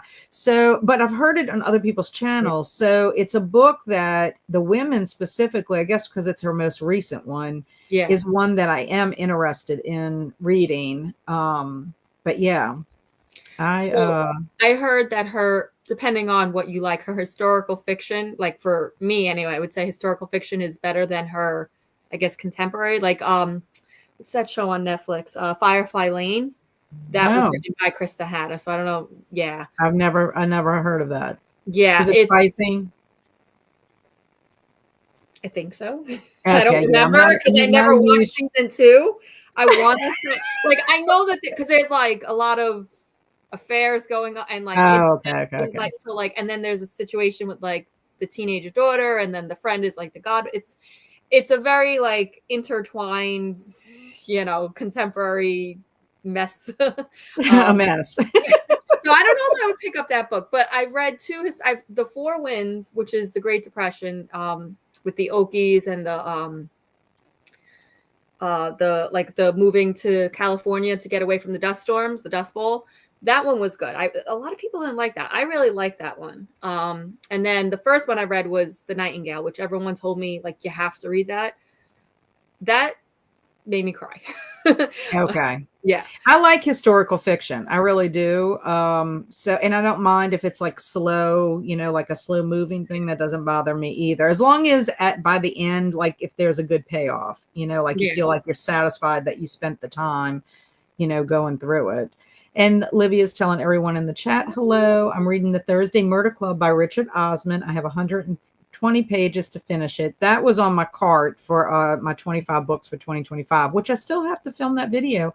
I haven't pulled my 25 books yet. So I don't know if it's even going to happen this year at the rate I'm going. It'll be summer. And I'm like, here's my 25 books I'm reading in 2025. Yeah. I didn't even think to do that video because I'm like such a mood reader. So like, I know. Well, I debated on whether I was even going to do that because I never read all of the books, but I kind of feel like at least it puts some of the books in the forefront. And one of the books that was on my cart was If It Bleeds. And I went ahead and already read that this year. It was in January. So sometimes I will read the books after the fact because they're pulled, but I need to replace them, put them up, and then pull my books that I want to read for this year. So I may or may not do a video, but at least I'll have them on my cart. I mean, it's one of my aims on my 25 for 2025 list. Okay. And so Heidi said to Elizabeth, so happy to hear. And for Folklore February, we do have plenty of picture books we could read, but I also have a book too of Land of Stories. Yes. Oh, that's Chris Colfer on my SAS list this year. So I might get started on that. That would actually be wonderful, Elizabeth. I love the Land of Stories. I didn't finish the series because the school library didn't have the whole entire series. So I read wherever they had up to, which was, I think, 3 or 4. And it could be that they weren't published yet. But I love the Land of Stories series. It's very whimsical. It's got all the fairy tale characters. There's action. And so that would be perfect. Perfect. And exactly, Kat, that's what I think too. If I mention it, others will find out about readathons they might not know about. Yeah. So I would not stress. To me, just supporting it. And even if you can't for some reason participate, you mention it or whatever, because it's hard. And every month new ones pop up. I was shocked because I always watch Pages with Paige, who announces the month's videos. I mean, the month's readathons. She is so good. She did this all on her own. A couple of days before the month starts, she puts a video out of everybody's readathons, whether it's a couple of days, a week, a month, 2 weeks, whatever. There's also the spreadsheet. Yes. Is it Christina who does it? For the sprints. She does it for the sprints. No, but there's sprints. Yeah, there's a readathon. Like there's different tabs. I'm pretty sure if they know that there's readathons, they'll put it in there because I've seen readathons on there. I'm pretty sure. I'm sorry, Nuggets over there. He's making noise. He was sent. So I can't put bookshelves in this corner because my like vent is there. So Nugget always sleeps. So I can't even put I have this cart here pulled out because he likes to sleep by the vent. Right by the vent. So he just woke up and now he's doing his little kneading on the bookshelf. I'm like, we might get a Nugget sighting then. You might. Misty's sound asleep in the bedroom. She's not gonna really come up. But but he's sleeping on his pillow. So Christina just said there's a sprinting spreadsheet there. Yep. Okay, good. Good. Yeah. So if you check out, there's a sprinting spreadsheet where the readathon page goes to. Yeah, that's awesome. But I like page because she'll mention yours if she finds yours, and she also has a Google form that you can fill out ahead of time, and she refers to that. So this is what I love about Book Talk. Like not Book Talk, BookTube. Sorry, Book Talk can be a little toxic over there. But like, this is one of the things I love about this community is like everybody is so like supportive of each other, supportive, and like if that wasn't the case, I would have never started my channel. Like, yeah. Oh no, I've had nothing but wonderful experiences in this community, and you build some really great friendships, and I mean, it's amazing. It's amazing. Heidi said, I will watch the Winter People discussion, even though I do not plan to read it, as I like when you both review books. None of your 6 titles in Bookworm floats my boat, but I will still watch. Well, I appreciate the support, and I appreciate your honesty. I mean, that's fine. It really is. Angela said, I've been reading fairy tales and folklore since January. The Snow Child, the Winter People, the Bear and the Nightingale, and now the Girl in the Tower. The first 2 weren't intentional. Yeah, because the Winter People actually will count for all 4 of my prompts for Folklore February, honestly. Okay. Halko said, I love Firefly Lane, the show. Haven't read the book yet. And bookstores should hand out free boxes of tissues with the purchase of all Kristen books. Agreed, Angela. Here's your complimentary pack of Kleenex. Not the little packets. It has to be a full box. Oh, a full box. Okay. Well, I'm glad you're warning me because I am a crier. If it does touch my heart. I'm not a crier. That's how I know. I am not a crier for movies, for TV. And I'm like, oh man. Yeah, I am. Yes. I will. And it depends. Like there's a lot, it all depends on what your experiences are, when it comes to certain things. So yeah, that's why Cujo broke my heart in like a million pieces. I'm just saying. Damn that Stephen King. Sometimes, like for the most part, there's only been a couple of times where like I'm like, really, you had to go there? Like, why you did it? Why? I know. It's, I think they do it now, but there is a website called it Does the Dog Live, or or something like that. I don't even know. It's a website where you can look up any movie, and I think they included books. I don't know if it's the same website or if there's a different. So I'm like, I always got to Google like the last word. I had to Google it. Oh, I know. And we're not going to spoil anything, but I'm going to tell you what. Oh yeah. I was like, I went there, Taylor Adams. Yes. No. I'm like, what's wrong with you? Mm-hmm. Yeah. Stormy says, ever since that book, I started looking them up. Right. If it's summer before you do that video, then do 5 in 2020. That's good. That is a good one. That is. I'm telling you. And yes, on the sprinting spreadsheet, we read that one. Yes. So if you want to check that out. And I'm still here, just got back from the library, picking up copies of Les Mis and Why We Read on Bookworms, libraries, and just one more page before E-Light's out. I think it's supposed to be before light, like the E. Oh, before the lights are out. Okay. I do that all the time.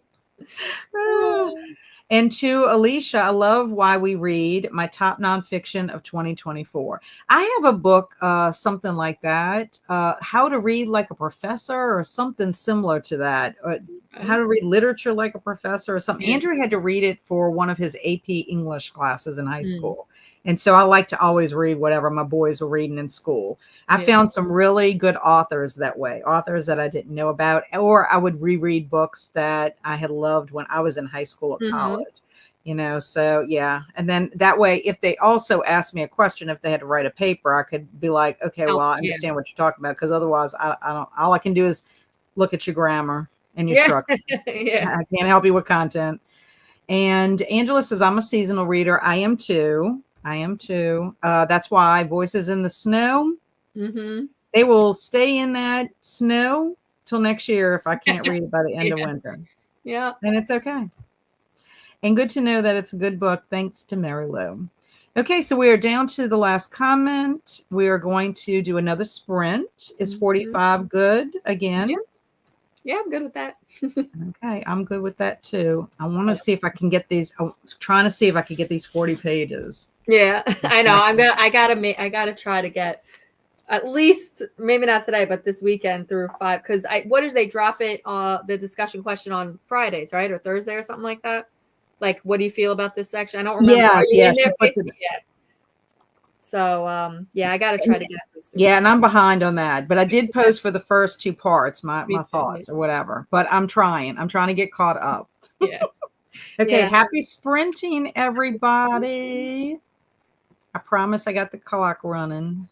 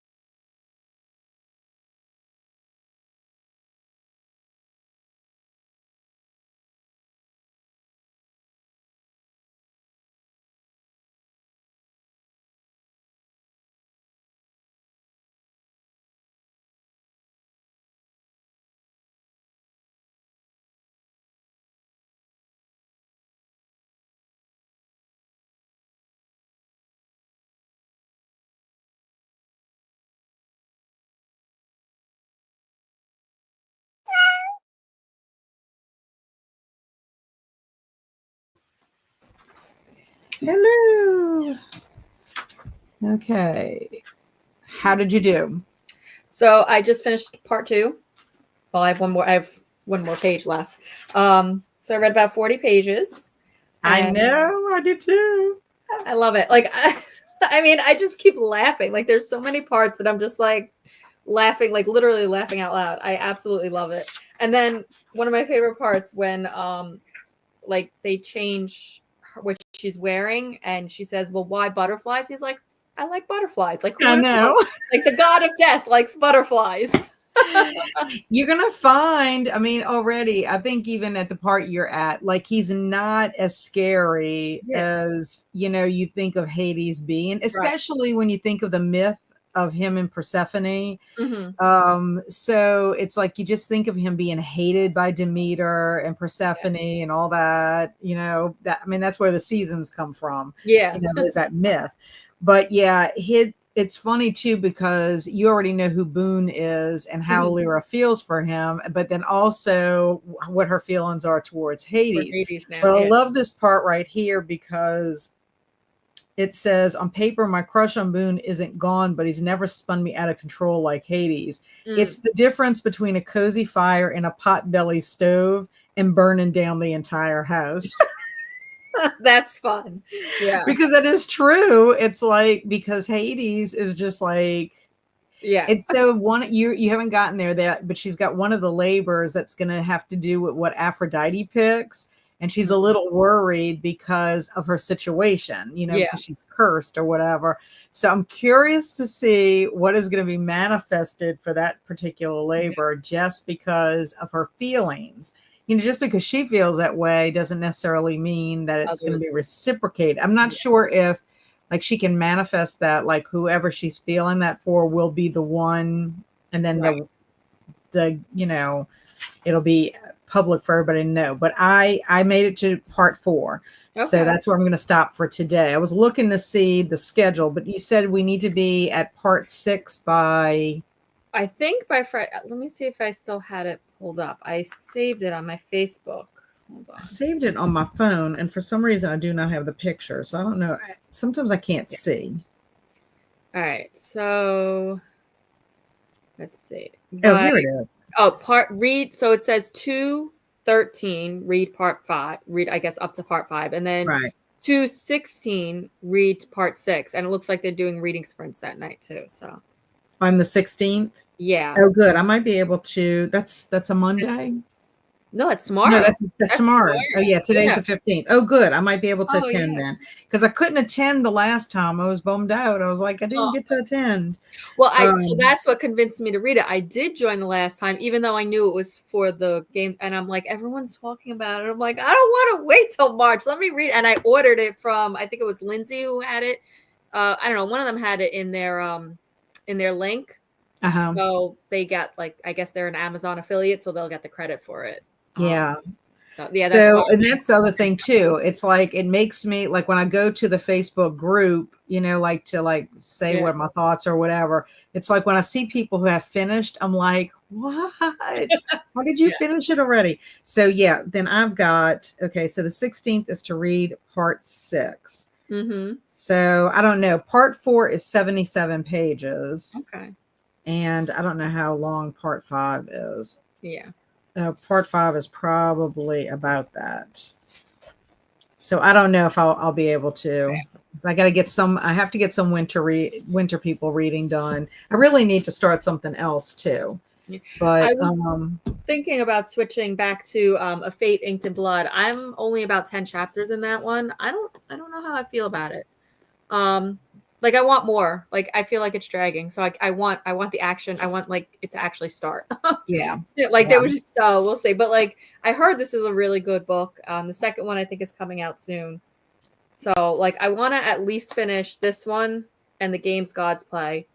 I guess they both fit into Feast, right? Like, that one, Testing the Gods, is that Feast? Did they get the gifts? I don't know. What are you reading? Yeah, I kind of am. I'm trying to kind of figure it out. I would say Feast because, the gods are so indulgent. Yeah. And just because everything's at Olympus, that's where they're at, I mean, but the labors itself, Famine too. Yeah. You know, kind of reminds me of Famine in a way. So this one might have, Both. you know, more or less, but also too, their first labor, where their first labor is, would be considered Flora. Okay. So it might be one that has elements of all 4 prompts by the time we finish, just depending on what the different labors are. Yeah. But I think because of the intensity and also you're dealing with the god of the underworld, you know, I don't know. Yeah. But I think Feast, at least with just because of the gifts that they're given for the labors, and then also too, they had the feast of all the food at the very beginning. That was the very first thing that they had to accomplish to get to their god or whatever. Yeah. Which yeah. So it does count for something, which is good if you're you know, reading it for the prompts. Yeah, know. so that's what I figured. Yeah, I don't think I'm gonna get to the Foxwife. Maybe, I don't know, because I'm here, like, that's like I feel like that one's gonna be a heavy one, but I definitely want to at least read Wayward. So if I get 3 books, Wayward is still. You had some very good choices. Yeah. Some very good choices, and they all look like they were pretty chunky. Yeah, Spinning Silver is chunky. The Fate Inked in Blood is I think it's like 415 pages, 415. So yeah, Wayward's not that big, not that thick, but there's 3 different timelines, and that's the only reason why I've been putting it off. So like, I wanted to read it for a long time, but my ADHD sometimes with dual timelines doesn't even work. So I'm worried about the 3 timelines. So we'll see. That might have to be like an end of the readathon. Well, I was going to say, it may be a book that you'll have to read when you have some time to like really process it instead of trying to rush it, you know. Right. Yeah. So Kaylin said, I wanted to read Why We Read. Any book about books is going to get my attention. Yeah, I like books about books as well. And okay, I don't know if you saw yet, but I uploaded my Lego build video. I couldn't remember if you were one that wanted to see it. Oh, I would love to see it. I didn't realize that you were doing a Lego build, but I would love to see it. I love Legos. I think they're wonderful. Bree, on her channel, she showed her a tour of her room, and she has built Legos. Like one was like the Up House, and she has just different ones. And I think they're all cute. Andrew had Legos where you could build something. In fact, he had SpongeBob's pineapple. Oh, that's cute. I used to love building Legos as a kid. Like, I think they started with me, they went to my brother, but like, I mean, who knows, like, if any of them were actually parts of sets or whatever, like. Right. Well, they've made so many different sets. Like, I would love The Office. I would really love The Office. But the thing about Legos is they're so expensive. Like, I cannot justify it. It would be the kind of thing that I would have to have it as some kind of an award, you know, like a reward or a prize or something that I did, or like save money over time and then get it. I'm gonna have to think of that. My problem is it's too much money, and I'm afraid that it would fall into my graveyard of hobbies. I have my crocheting over there. I have so many.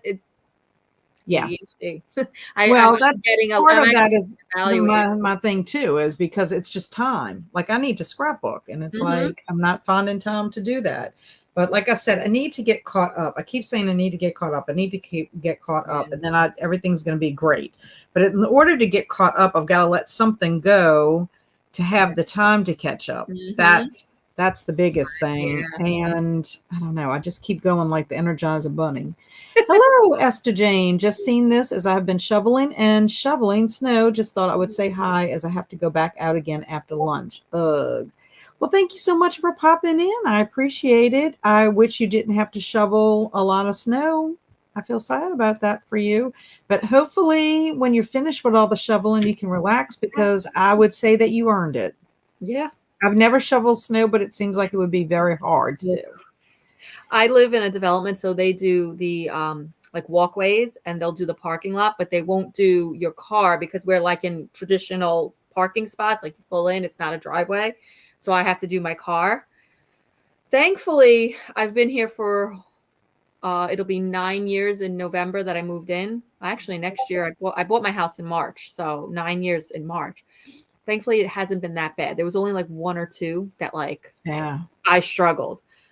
It just snowed here the other day, and I went outside to go to my car, and my neighbor, without me even knowing it, did it. I walked out. I'm like calling my father because he lives right on the other side of the highway from me. I'm like, "Did you come into my car?" And I called my brother. Like, no, I was helping. My brother's like, I was helping Dad, and I was helping Grandma. I was like, somebody did it. I was like, I felt so horrible that I was like, you don't have to do that. That is very sweet, though. I was so grateful. I'm lucky. There's a good group of us in my development that we've all kind of, we kind of stick together. Yeah, that's nice. Yeah, so. Yeah, because if you ever need it, look, it was hard rolling my snowball when the next day when the snow kind of was a little compacted. Yeah. I'm like, here I am rolling my snowball around, and I'm like, oh my God, I can't imagine physically having to shovel snow. I mean, I could barely roll my snowball. Yeah. Swank says, I'm reading Snowblind. I hope you're enjoying it. And I made my spinner wheel and reading Death Note Volume 6. I love that you're reading Death Note. I didn't realize initially when I saw it on Netflix that it was based on a manga. I liked the Netflix movie. I don't know if anybody else did, but I liked I loved the premise of it. So one day, Andrew doesn't have that in his manga collection. And Swank says, but watch YouTube videos during the last sprint. That's always fun. And Stormy says, Esther Jane, you be careful shoveling that snow. Is there not any young ones around you ever to do that? Yeah, because Tammy, she has a booktube channel. What is Tammy's somebody that follows Tammy? Stormy, you know Tammy. She fell. And has to have surgery because she broke bones. She posted it on a community tab. Horrible. And Olivia said 63 pages to finish my book. And I did the thumbnail for a video that I'm editing. Nice. And Jamie said, I spent the sprint getting breakfast and driving over to my friend's house, taking care of her cats, Jackson Brown and Cat Stevens, while she's on vacation. Continued listening to Bayou Book Thief. I hope you're still enjoying it. And Stormy says, I have finished the stacking as my back said no more and got to 72% in my book. Next sprint, I will be filming a video, late mid-month wrap-up. Awesome. And Stormy said, I wasn't really interested in that book you're reading, but you both making it sound interesting. It is. It reads, like at first, I thought it was an adult book, but somebody said, no, it's YA. It reads kind of like YA to me, except there's adult language. It's not overly used, but I was kind of shocked. That's what I was like. Yes, it kind of reads like YA. So I actually think it might be NA, like new adult, because that's like that cusp between YA and adults. That makes more sense. Yeah, it kind of like has adult. I mean, especially if they're going to have like a major spicy scene at some point. Okay, I feel like it might happen just because of what happened in part 3. Okay, I just got that, so we'll see. Yeah, I'm kind of thinking. Okay, so I'm like kind of preparing myself. But so if that's the case, and then like the language, I'm thinking, okay, well, that's where it reminds me kind of like adult, but then I don't know, like, and I guess because she is younger, that's the YA element in it. I mean, Hades, of course, is like a gajillion years old. Mary Lou says, to Storm, I agree, checking the book out on Amazon. I don't have time for it, but it's available to borrow on audiobook at one of my libraries. You're very lucky. Very lucky. You are very lucky, Stormy, because like I would have to wait 8 weeks. It's just the bantering between them. They have real good chemistry, I think. She wrote really good chemistry between Lyra and Hades. She is just feisty and she does not hold back. She's very matter of fact. She stands up to him and he's not used to being stood up to. Yeah. So I like that. And she really, if you think about like her life and what she's been through, she has really nothing to lose. but she, even though her circumstances, she still wants to live life, but I think she's never been really presented with options. So she's kind of settled in her current situation, well, not her current situation, but prior to being chosen for this crucible thing. But I just like her. I like her. I like how she's just speaks her mind, because she really has nothing to lose. I mean, she could get extinguished because she is dealing with gods, but and everyone hates Hades. Yeah, everybody hates Hades, even though Hades, I don't know. He doesn't seem so bad. I mean, yeah, he keeps saying, you should be fearing me, and she just keeps talking back, and he does nothing. No, he does not. Livia said some weeks ago there was a big sale on Lego botanical sets, and I bought some. I saw those at Target. I'm not good with flowers and plants. Hopefully with Lego ones, I'll not have problems.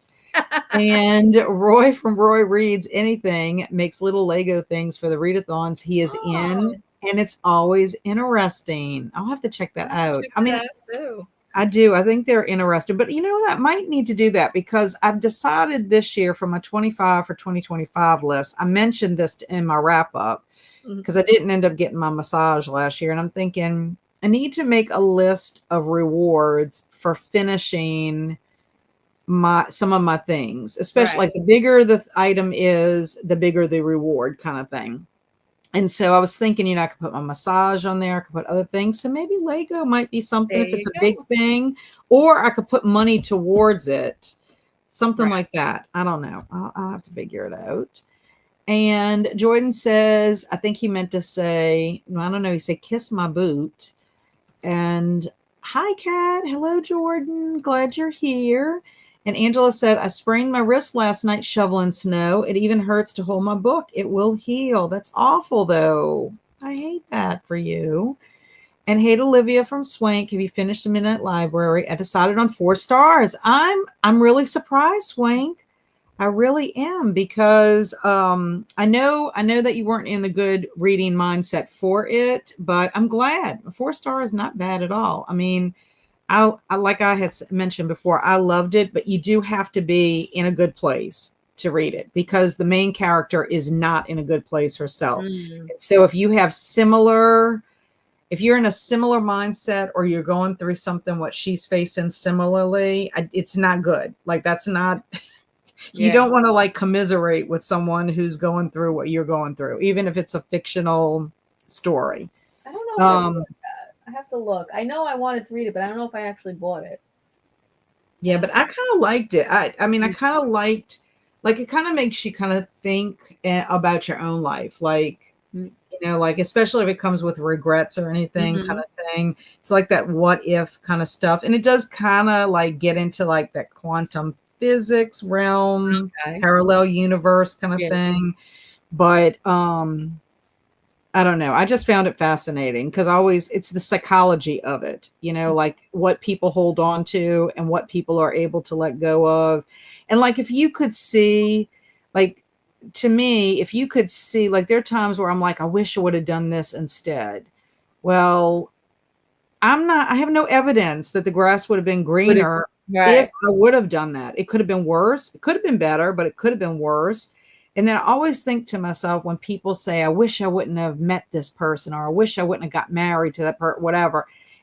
But then if they have children, I tell them, as hard as it was, and as much as that person was not a good person to you, you got a wonderful gift out of it, And so it's trying to remind people that even if you would have had a child with another person, you still wouldn't have your child. Yeah. Because it would not have the same DNA, So, and I just recently had that conversation, so it's you kind of think to yourself about that even though not everything is it never will be.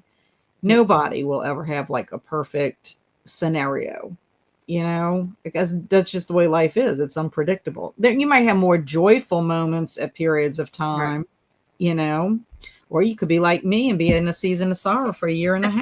I mean, you just never know. Yeah. So far, I feel like I'm out of that season for a little bit. So I'm woo. And I mean, but I'm doing my to-do list on my blog.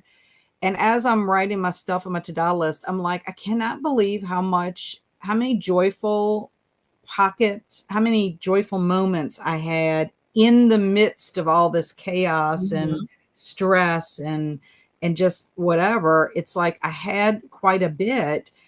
I mean, it looked a little bit differently because a lot of stuff I did was more online this past year.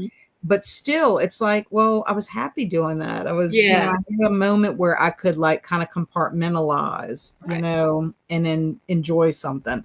So that's the one reason I like kind of reflecting on a year, looking back over a year and saying, yeah, it wasn't all, but we're humans, and there's that negative bias where you focus more on the negative than the positive. Yeah.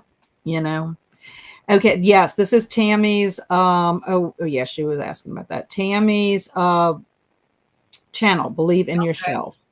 Yeah. So poor Tammy. So she could use positive thoughts and prayers because she was waiting to find out about surgery.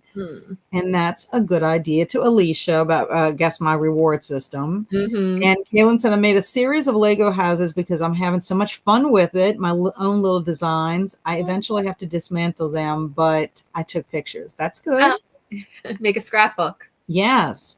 And Swank says it was well written and a good idea. I believe you are supposed to read a book at a time you needed to read it. This book was that way for me. Yeah. Okay. Well, good. I'm glad. And Olivia said to Swank, yes, I finished it. I intended to write to you on Discord after I finished my video. We rated it similar. I gave it 4.25 stars. Yeah, my friend Mary didn't, she didn't dislike it because we buddy read it together. She didn't give it a 5. I think she might have given it a 4. But she's not one that really likes quantum physics, parallel universe stuff, kind of stuff. So because she even said, I hope this is not going to be one of those. Okay, so we are at 11:20. So I'm thinking that this will be our last sprint for today. So do you want to do another 45? I'm good with that. Yeah. I mean, I planned out this morning, afternoon for that. You know me, I always go for the 45s. Yes. I mean, the 45s, you can get a bigger chunk, done. Yes, so I have to just decide. I might start editing Mm-hmm. and maybe save the winter people for after. Yeah. But I really do need to get started on that. Otherwise, I know if I let it go too long, it'll be tomorrow when I'm editing. And I don't want to spend my Sunday editing. Yeah, that's a good idea. Okay, so we'll go ahead and make this our last sprint. Let's see these comments real quick. I think a few of us are going through some hard times. It's been extremely hard for me the past week. I'm thankful for things like these sprints because it does feel like you aren't alone. Yeah. Yes. I agree. 45 forever. Yeah, 45 forever. Kaylin. It takes a lot of space to store those Lego sets. Gavin reads it all is facing that issue. I agree. I agree. So unless you really want it there for decor, then you do need to unassemble them. Yeah. Okay, so let me get our kitty cat. And let's start it. I think I'm gonna make some tea also. Yeah, I've got to heat up my coffee. Yeah, she makes some. She gets some water, drink first, and then make some tea. Okay, so let me get my kitty cat. Yay! I'm having so much fun. Happy reading. Happy reading.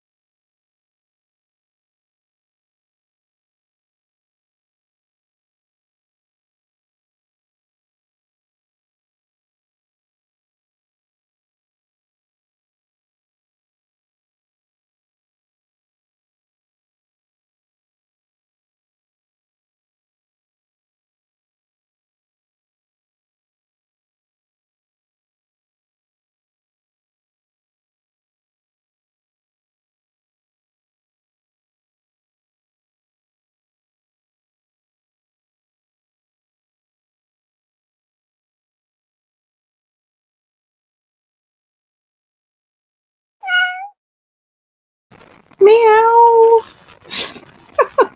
That was a fast 45 minutes. I was just thinking that. Oh, I guess it's because I was editing, but I did go get a snack. I like pork cracklings. So my husband brought me some, so I ate a couple of those to tide me over until I have lunch. I think we're going to have a pizza. He picked up like a little pizza at Walmart, and then I made myself some tea, and then I decided to edit, which it's going pretty smoothly. So I'm like, okay, well, this is not too bad, and hopefully won't be super long. I don't know about you, but my oldest one particularly, I don't think Andrew's ever said anything, but he gets tickled because like I watch my videos, or like when Kelsey and I used to do a talk together, I would go back and watch it, and he would say, "You really like watching what you like. You really watch this, like watching yourself or whatever." Yeah, it's just funny to me because I know it's me, but it's almost like, who is that person? Yeah, I mean, I watch my videos back like when I'm editing, and then even after it posts, I'll watch it, even though by that point there's really nothing I could do about it. But Yeah, well, I watch my videos like 3 times. Like I do the editing, then I'll watch it all together to catch. Like my first pass is like really, it's the rough edit before I add anything to it, and then I watch it one time through just to make sure volume and all that. If there's anything I got to catch. I save it, I watch it just before I'm going to upload it, and then I watch again. So that's when I have a video, like I like it if I have time in between that I can take my time editing. On those days that it's like I'm under crunch or whatever, it's like I'm so sick of hearing myself that I never want to see the video ever again in my entire life. But I do, because I'm just so afraid I'm going to miss something, or and then sometimes there's nothing you can do about it, like if the volume's too loud or whatever, because that happened with my Folklore February, not my Folklore February, I think it was my Mardi Gras one.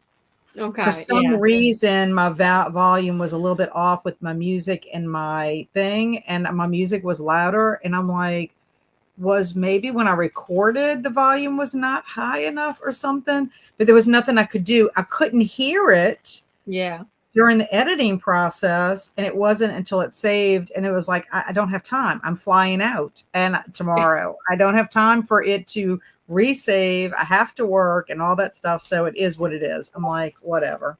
I mean, I can't, like, I have to tell myself, you are not submitting this to some award-winning facility that your life hinges on it. You know what I'm saying? And probably other people didn't notice, or they didn't comment about it if they noticed or anything. So I'm like, whatever. So I had someone join me. Oh, she's been sitting in my lap, making it hard to get things done. Hello, Misty. Did you like little kitty cat going meow? Yeah, she looked up. She's mad because I keep moving. She's got the tortitude. And then Nugget's behind me scratching on the bookcase again, because he's like so big. So he stretches and then he goes, and I'm like, oh God. But he's still down there. So yeah, I got myself something to drink. I did water, and then I do like those flavor packets. I was just like in the mood for something. I listened to 3 chapters and I updated my book journal. Oh, good. And then I read 3 more chapters with my eyes. So I was going to try editing, but I'm like, I'm not in the mood right now. I'll do it either later, or I'll just spend the day tomorrow, because I have like 2 videos I'm working on. So. Oh, I see. Yeah, hopefully, like, this will be, I don't want to spend all of my day editing, but I really would love for this to go out tomorrow. Since it's like we're at the halfway, well, a little bit over half. I mean, 14 and 14 would make 28, right? Yeah. I do mental math. So it'd be a couple of days at the halfway point. That's one thing. I think that's why I got to where I hate doing wrap-up videos, was because I was so far behind on releasing them. But it was sort of like my brain would not allow me not to do it. Like even one time during this year, I combined 2 months together, because I'm like, well, that'll kill 2 birds with 1 stone kind of thing. But I was like, you know what? I'm not going to do them anymore. I'm just not going to do them. But then I'm like, just do. Yeah. I'm just going to do it. I mean, even if it comes out late. Yeah, so that's what I decided. But I would love it. I mean, worst case scenario will come out Monday. But I'm hoping Andrew's going to come visit tomorrow. So I hate to, I don't want to have that tomorrow if I can avoid it. And plus, I have a whole big to-do list, which, I mean, my to-do list is for today, and I have 13 items on it. Not that I think I'm going to get to everything on the items, and some of them are not even like it's to remind my husband to do something, you know? But yeah, that's where I'm at with that. Okay. So let's see how everybody else did. Also, I was texting, texted my dad, texted Kaylin, just seeing what is up. Yeah. Okay. So Esther Jane said to Storm, I am taking care and being careful. No kids around and seniors here, but it took me 5 times to finally get the car cleaned off. Oh my gosh. Okay, now I have to ask y'all this question because my son Barry was stationed in Alaska when he was in the Air Force. Wow. And he was there for like a 4-year duration or whatever. And he wanted to buy a vehicle, and he ended up having to buy a vehicle that was winterized. It was specially because of the cold weather. And it was so cold in Alaska that you either had to plug your car in, like they had special plugs, like when he would go to the commissary to shop, you'd have to plug your car in so that it wouldn't freeze up, or you'd have to leave your car running. Oh my goodness. Yeah. So anyway, he found a car. He ended up getting this Galant up there for like $3,000 or something. It was winterized, so he didn't have to do anything with it. And he even actually shipped it. They allowed him to ship it back to Louisiana, which was wonderful. And he had that car for quite a few years before he traded it in, to get his new car. But I'm curious, do y'all have to do anything special for your cars when it's because of snow and all that stuff? I mean, where I am, like you just heat up your car while you're shoveling and it kind of melts the stuff, but it's nothing special here. I mean, maybe further up north, but I would think Alaska's like extreme, maybe like a Minnesota type place. Okay. Because they get like, I was just curious. Yeah. Now you have to have special tires, correct? Do you have to have special? No, I just have regular tires. Like where I am, I'm not like where, I guess, suburbia. There's not a lot of like back roads and things like that. So I would think like more upstate New York, they might have like the snow tires because it's more, so you like don't have to put chains on your tires and all that kind of stuff. Okay. Yeah. I was just curious. Yeah. Well, I'm also in New York City. So, I'm in one of the 5 boroughs. So we get sanitation. So like when there's a storm, all the sanitation trucks are out salting the streets and they have the plow. So it's much different where I am. I'm in the city. Okay. I gotcha. Okay. And that was going to be my next question. So obviously you don't need to keep an emergency bag in your trunk in case you like go into a snowdrift. Not really. No. I mean, I do keep some emergency stuff just in case. Right. Yeah. Okay. So, well, that's good to know. I was just curious. I don't know how cold, with snow, that's the thing. Like we're not equipped for snow. Like we don't even think we have anybody that would ever salt the road because we get it so far and few between that you just stay home. Louisiana just shuts down. That's what happens. I was just going to say, it's funny because my best friend, she's down in Louisiana. She was from New York, and then like she was from Louisiana, but she moved up here when she was very young. And then her and her family moved back down there. So I go visit her every once in a while. And she's like, when I went down for her wedding was in January. And she's like, oh, I'm hoping it gets a little cold, like, the 50s. I'm like, girl, you're from New York. Are you kidding me? 50s is like a hoodie weather. But like she and her kids, they made a little snowman when you guys she's in Lake Charles. So she's, I guess, closer to Texas side. And she probably, I would think, considering where Lake Charles is, I wonder if they get snow more than us. I know Shreveport will get it on years we don't. They'll get something. Right. Kind of thing. I've been to Lake Charles. My grandmother was born in Lake Charles. And I remember we went on a trip when I was in the 6th grade and we passed through Lake Charles because she wanted to kind of see or whatever. Yeah. That's a little bit of a distance from where I'm at. I'd have to look at the map and see big cities or whatever. So that's like hours, Yeah, I think it's like 3-hour drive. Because one day when I went to visit them, we were talking about going down. Well, I was talking about going down during Mardi Gras, like sometime during Mardi Gras. And, she's like, yeah, well, you don't really need to go to, you guys are like 3 hours from where she is, because I remember looking it up, and she's like, no, we still do like the Mardi Gras balls and things like that here, even though, we're not in New Orleans. So I'm like, oh, so 1 year, that'd be cool. It's like, yeah, she's like, it's a prom for adults. So I was like, oh, that's cool. Yeah. And you would actually probably, to be quite honest, have a better time, because you wouldn't have near the craziness that's in the heart of New Orleans. Not to bash New Orleans and Mardi Gras.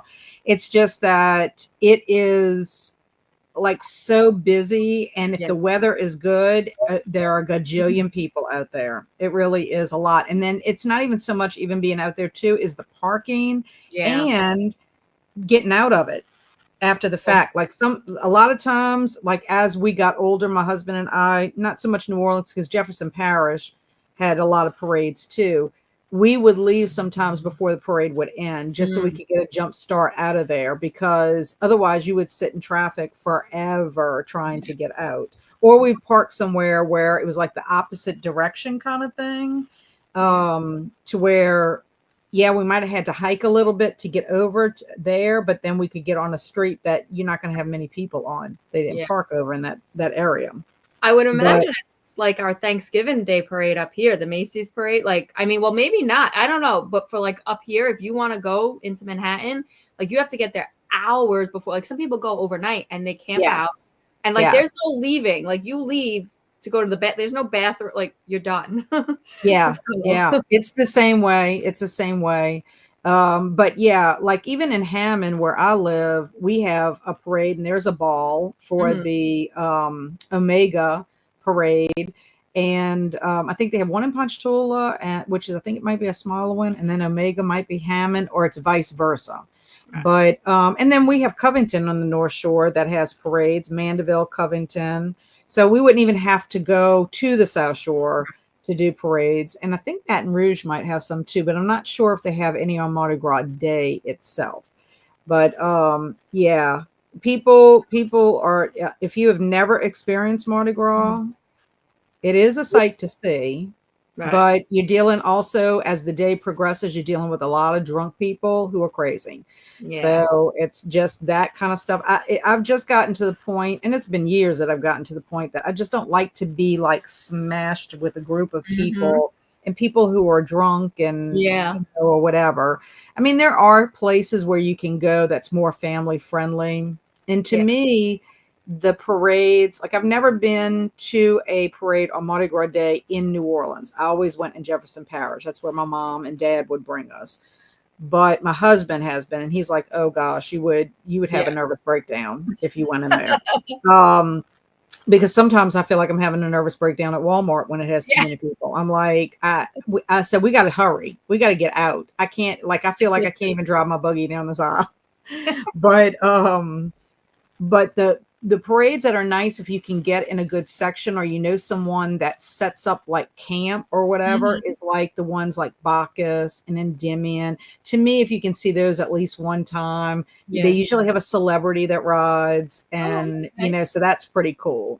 Also, we haven't been in years to anything in New Orleans or even in Jefferson Parish, because my husband, it's not a day off for him. Like I get the week off from school. But I was going to say, isn't it a school holiday down there? Yeah, it is. And we have the week off. When Sister Michaeline was the superintendent of our Catholic schools, you only had Monday and Tuesday off, because she wanted you in mass on the first day of Lent, Ash Wednesday. But then when the superintendent that took her spot was a layperson, and we ended up with the whole week, because I think partly too, it was public schools were going the whole week off. And so then we would have to worry about transportation for those days, because our schools, the Catholic schools, rely on public school buses. And so anyway, they ended up going to a week when Melanie Virgins came in, and we were like, woo, we like this. But what happens though is they'll threaten to take days back if we have too many hurricane days, or like the snow day could have caused us to have to go. Yeah. But the one thing that was a benefit of COVID is they will allow us to have virtual days. That's and what they so because of that, now you really don't lose your days. Yeah. Same here with snow days. Yeah. Yeah. So I think that was one of the good things that did come out of COVID, because nothing is worse than because people make plans. Mardi Gras is the time, a lot of times, that our families in Louisiana go like to Disney, and they go on Universal, all their different little vacations. So people who plan that like a year in advance, they're not going to come to school. So then you got half of a class, and then you're like, well, what are we supposed to do? So then you're babysitting. Yeah, exactly. Yeah, so that's no fun. But yeah, you should come at least for once just to see, to get a feel for it. I'll make a road trip out of it. I'll come see you too. Yeah, we'll have to meet. We'll meet somewhere like in the middle, and see where it's at. Or we would just go see what Lake Charles is about. I haven't been since the 6th grade. It's pretty down there. It's like historic, Yes. Robin popped in, but then she realized this was our last sprint, so she just is saying hi. And Angela said, thanks for the sprints today, Kat and Jen. I'm enjoying hanging out with everyone. Will there be more this month? Yes. I know I used to post all of my sprints from our readathons ahead of time, but my last year and a half with so much uncertainty, it was sort of like, I hate to plan for something and then something happen. So that's why I kind of like do it maybe like a week out. But I'm planning on my calendar. I have Folklore February sprints for Thursday of next week, only because the Cozy Cottage Book Club is meeting on Saturday. And I've done 2 early Folklore February sprints. So Thursday evening, I'm planning to start at 4, and we'll go for about 4 hours, I guess. And then I'm also going to sprint the last day of February. I can't decide if I'm going to do midday, because Alex normally sprints on Friday. And I hate to, we have a lot of the same, friends. Yeah, of course. And so I hate to cut into her sprints. Right. So I'm thinking it might be like middle of the day kind of thing, maybe around 2 o'clock, 1 o'clock, 2 o'clock, and then go into maybe her sprints, maybe about an hour. So if people want to sprint hop, they can, and then I too like to attend Alex's sprints myself. So I almost finished to edit my video. Yay. And Halco got 25 pages into Winter People. It's a reread for me. I first read it in 2020. I'm excited to read it again. I'm liking it, Halco. Halco and I are kindred spirits. We tend to like the same things. And he got me to buddy read Boy's Life finally, after it was like literally my 3rd summer with having it on my big TBR or whatever. So, he's not a fan of Darcy Coates, and I'm thinking, that might be a clue that I might not either that or just picked the wrong book. Right. And then thank you so much, Livia, for being here. Appreciate it. And that was a quick 45 minutes. I agree. Yeah. And Jamie switched to the Winter People during the sprint. I made it to page 80. Wonderful. Let me see where I'm at. I don't think I'm to that point. I'm on 70. When Ruthie takes over. And Alicia is continuing with Death Note Volume 6, currently 224 of 415. And Kaylin is just finishing The Crash by Frida McFadden, which I've been reading for weeks, even though it's fast-paced. Too many things going on, but finally finishing today. I heard on Paige's announcement, her readathon and video or whatever, there's actually a readathon for Frida McFadden. Oh, wow. People read her backlist. I thought that was interesting. I haven't read her either, but Tanya sent me The Housemaid. Yeah. And I know Halco likes McFadden. So I really need to get to that one too. It's in my pile of books that I need to share that I received for book mail. And that's why I haven't pulled it out yet. I need to do that video. I really should do that one next. Mary Lou said, yes, there's a special coating for the underside of your car that is standard here in the Boston area. Yeah, well, that makes sense. Yeah, they're up north. Yeah, I'm wondering if it's because they salt the roads and everything. The salt can do something to deteriorate, maybe. Because I do know people in Florida. My husband was telling me this one time that sometimes vehicles have issues because of all the salt water. With the water. Area. Yeah, makes sense. Yeah. People use salt on the ice to either dry it out or provide grip, but people get snow tires. At least that's how it is in Wisconsin, where I used to live. You start your car early, too, to get rid of the ice. Yeah, we have to start our car, early as well here, just because we're just, our little car's not used to it. And we can get away with all the weather tires here. That's good. Exactly. All weather tires, just like your regular. And Angela says, just tried to keep a full tank of gas and add gas line antifreeze. Oh, I have a blanket, jumper cables, and a flashlight, but it's overkill for me. Since retiring, I only drive in a 3-mile radius. Yeah, but you say that, and then because you said it out loud. Yeah. Listen, my father always taught me it's better to have it and not need it than to need it and not have it. I always find if you have a plan, you don't generally need it. Yes. I grew up in Iowa, and we would put on snow tires in winter and had block heaters on our cars that would plug in at night. And that's not so much a thing these days with all season tires and such. Yeah. Now I do know when my husband had his diesel truck, he would plug his truck in during cold weather sometimes too. Something about it being a diesel. Yeah. But not all the time. It would depend. It would have to be extreme like temperatures.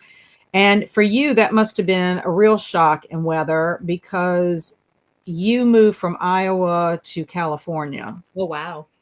So unless you are in the part of California where they could have, snow or cold temps. Jamie says, I always have an emergency kit in the car in case of getting stranded. Yeah. Like I have jumper cables, but really and truly, I should have some other stuff in there as well. I mean, I have a spare tire. I don't know how to change the spare tire, but it would be, I probably should have some money, like $25 or $30, so that if somebody helped me change my tire, I could give them the money. Yeah. Because there are some good Samaritans. Well, I didn't make my video yet, but made lunch and listened to more of my audiobook. Almost missed coming back. And what did you make for lunch, Stormy? I'm nosy.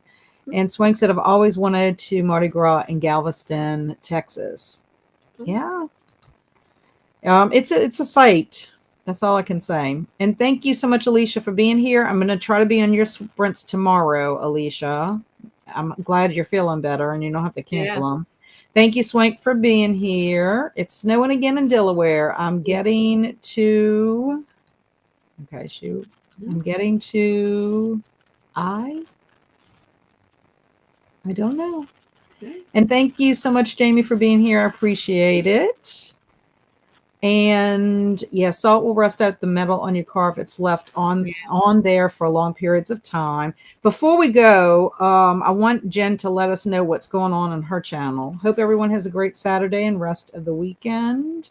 Now I look forward to my sprints tomorrow and seeing everyone. So tell us what's going on your channel. Like if you have anything you can tease us to look forward to. I know one thing you can tease. Yes. Yeah. So, well, oh my God, I have a couple things, but I'm doing this year, every month I'm getting a booktuber recommendation, and Kat here was my first month and she recommended me a book. So you can go watch that video. So I'm working on, it was a very bad vlog. I didn't do a lot of vlogging, but I got Hey, you have to start somewhere. Exactly. So don't even label it bad. Do not preface it as being bad. It's the beginnings of my journey on vlog. That's right. I did one vlog for like Hunger Games-a-thon, and my plan was to do it once each week because it was a full month, and I did 1 week. It's hard. Vlogging is hard. It is very. I mean, I give like everyone who does it like weekly, and then like Chris does I'm just like so many. But so I'm working on that video, and then middle grade March is coming up, so I will have a pile of possibilities coming up soon for that. I can't wait to see what you're going to read. I cannot wait. Amari, I've had Amari on my shelf, and when you read it, I was like, she's making me want to read it. I'm reading the third. Does it read pretty quickly, or is it one that you have to take your time? Because I know it's fantasy and it's kind of chunky. It's chunky, but I feel like it's not like overwhelming. I mean, there's a lot to it because she's trying to find her missing brother, or like she doesn't believe he's dead and she's trying to find him. So that's like one storyline. Then she's like at the school, and the way they're treating her in the school like breaks my heart. So it's a lot of like interesting, like there's a lot going on, but I don't feel like it was too much where I was confused. Like I read it seemed very seamless in the way that it went.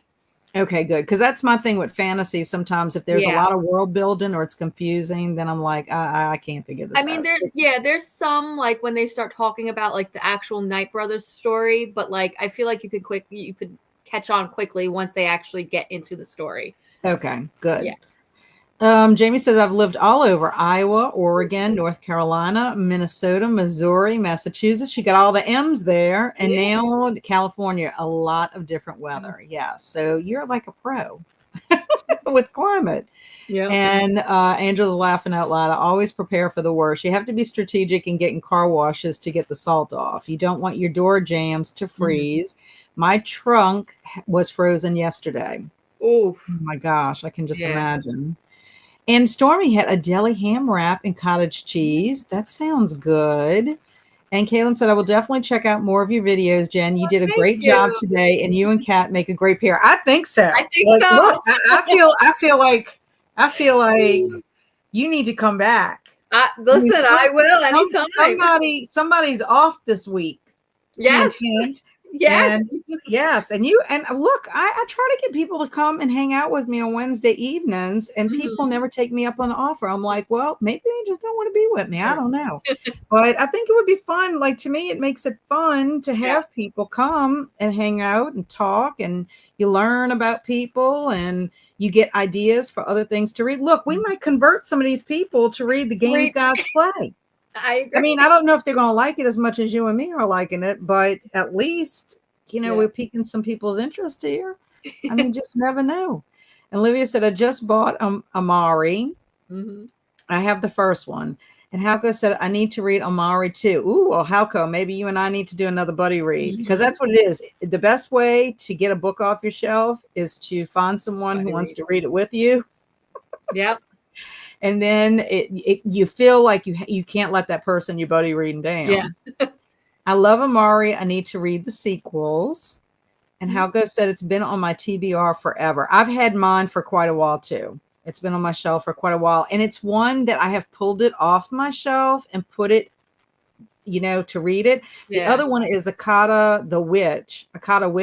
I think that is what it's called. It's the first in a series, but it's by Nnedi Okorafor. And I loved her memoir and picked that book up so that I could read it because it was recommended by Gretchen Rubin. And I trust her judgment with books because she's a huge reader. And I found several books that I've enjoyed that she's recommended. Well, I have yet to read it. And it was supposed to be read on my 25 for 25. And it didn't happen. So I don't know what it is, but that's part of the reason why the 25 for 2025 doesn't always work for me. Yeah. Is because I am a mood reader and I'm also a seasonal reader. And I don't know, I got to pick it up when I can pick it up, you know? So I try. That was one of the things I was thinking about this year, was trying to make my books that I pick off my shelf to be more seasonal. And then maybe I would be more apt to pick it up. But you know what? I haven't even made the list yet. So I don't know what I'm talking about. Jamie says, yeah, pretty much nothing phases me weather-wise. I can imagine. And Amari is a good one. And that's Stormy. Stormy's also a big middle grade reader as well. So I love that. I love that balance. But yeah, this has been a fun time. I have enjoyed myself immensely. Me too. You are an absolute natural live. I actually prefer to be live than to actually film a video, to be quite honest. I just find filming the video is like the bane of my existence. Like, I love editing. I love every aspect of it, but except the actual filming. I was never talent. I was never considered talent when I worked in television because I just was like, I don't want to be in front of the camera, whatever. Kind of got over that with improv and, taking acting classes, but I still don't really like it. It's just not natural to me. Yeah. Like I've even tried pretending that there's someone there and like I'm talking to somebody, but like it's. Yeah. It is. It's weird. Yeah. It really is. It really, really is. And we had a couple of people say, "Oh yeah, Mary Lou, thank you for the sprints. I subscribed to Jen. Woohoo! I appreciate everyone subscribing. Let me tell you, Jen, you already know because a lot of these people hang out with us on a regular basis. But the people that are subscribing to you are amazing. Amazing. Yeah. So you got some amazing friends joining your community, and I'm grateful for that. Thank you. And yes, and Kaylin, thank you for being here. I'm sending you lots of hugs. I'm sending everybody hugs. Yeah. Everybody needs a hug. I wish I could hug all of you in person, but the best I can do is a virtual hug. So hopefully you can feel it. Okay, everyone. So stay amazing. Please make sure to have adventures, but be safe in your adventures. It is the weekend. Don't get way too crazy. Esther Jane, make sure you also, all my snow people, Angela, Stormy, if you're getting snow coming up, y'all be careful out there shoveling and all that kind of stuff. We don't need any more injuries like Tammy. And we get a hug from Kaylin. I feel that hug. Thank you. And virtual hugs. Yes. Have a good weekend, Alicia. And I'll see you tomorrow. So thanks again, everybody. And we will see you soon. Have a good weekend.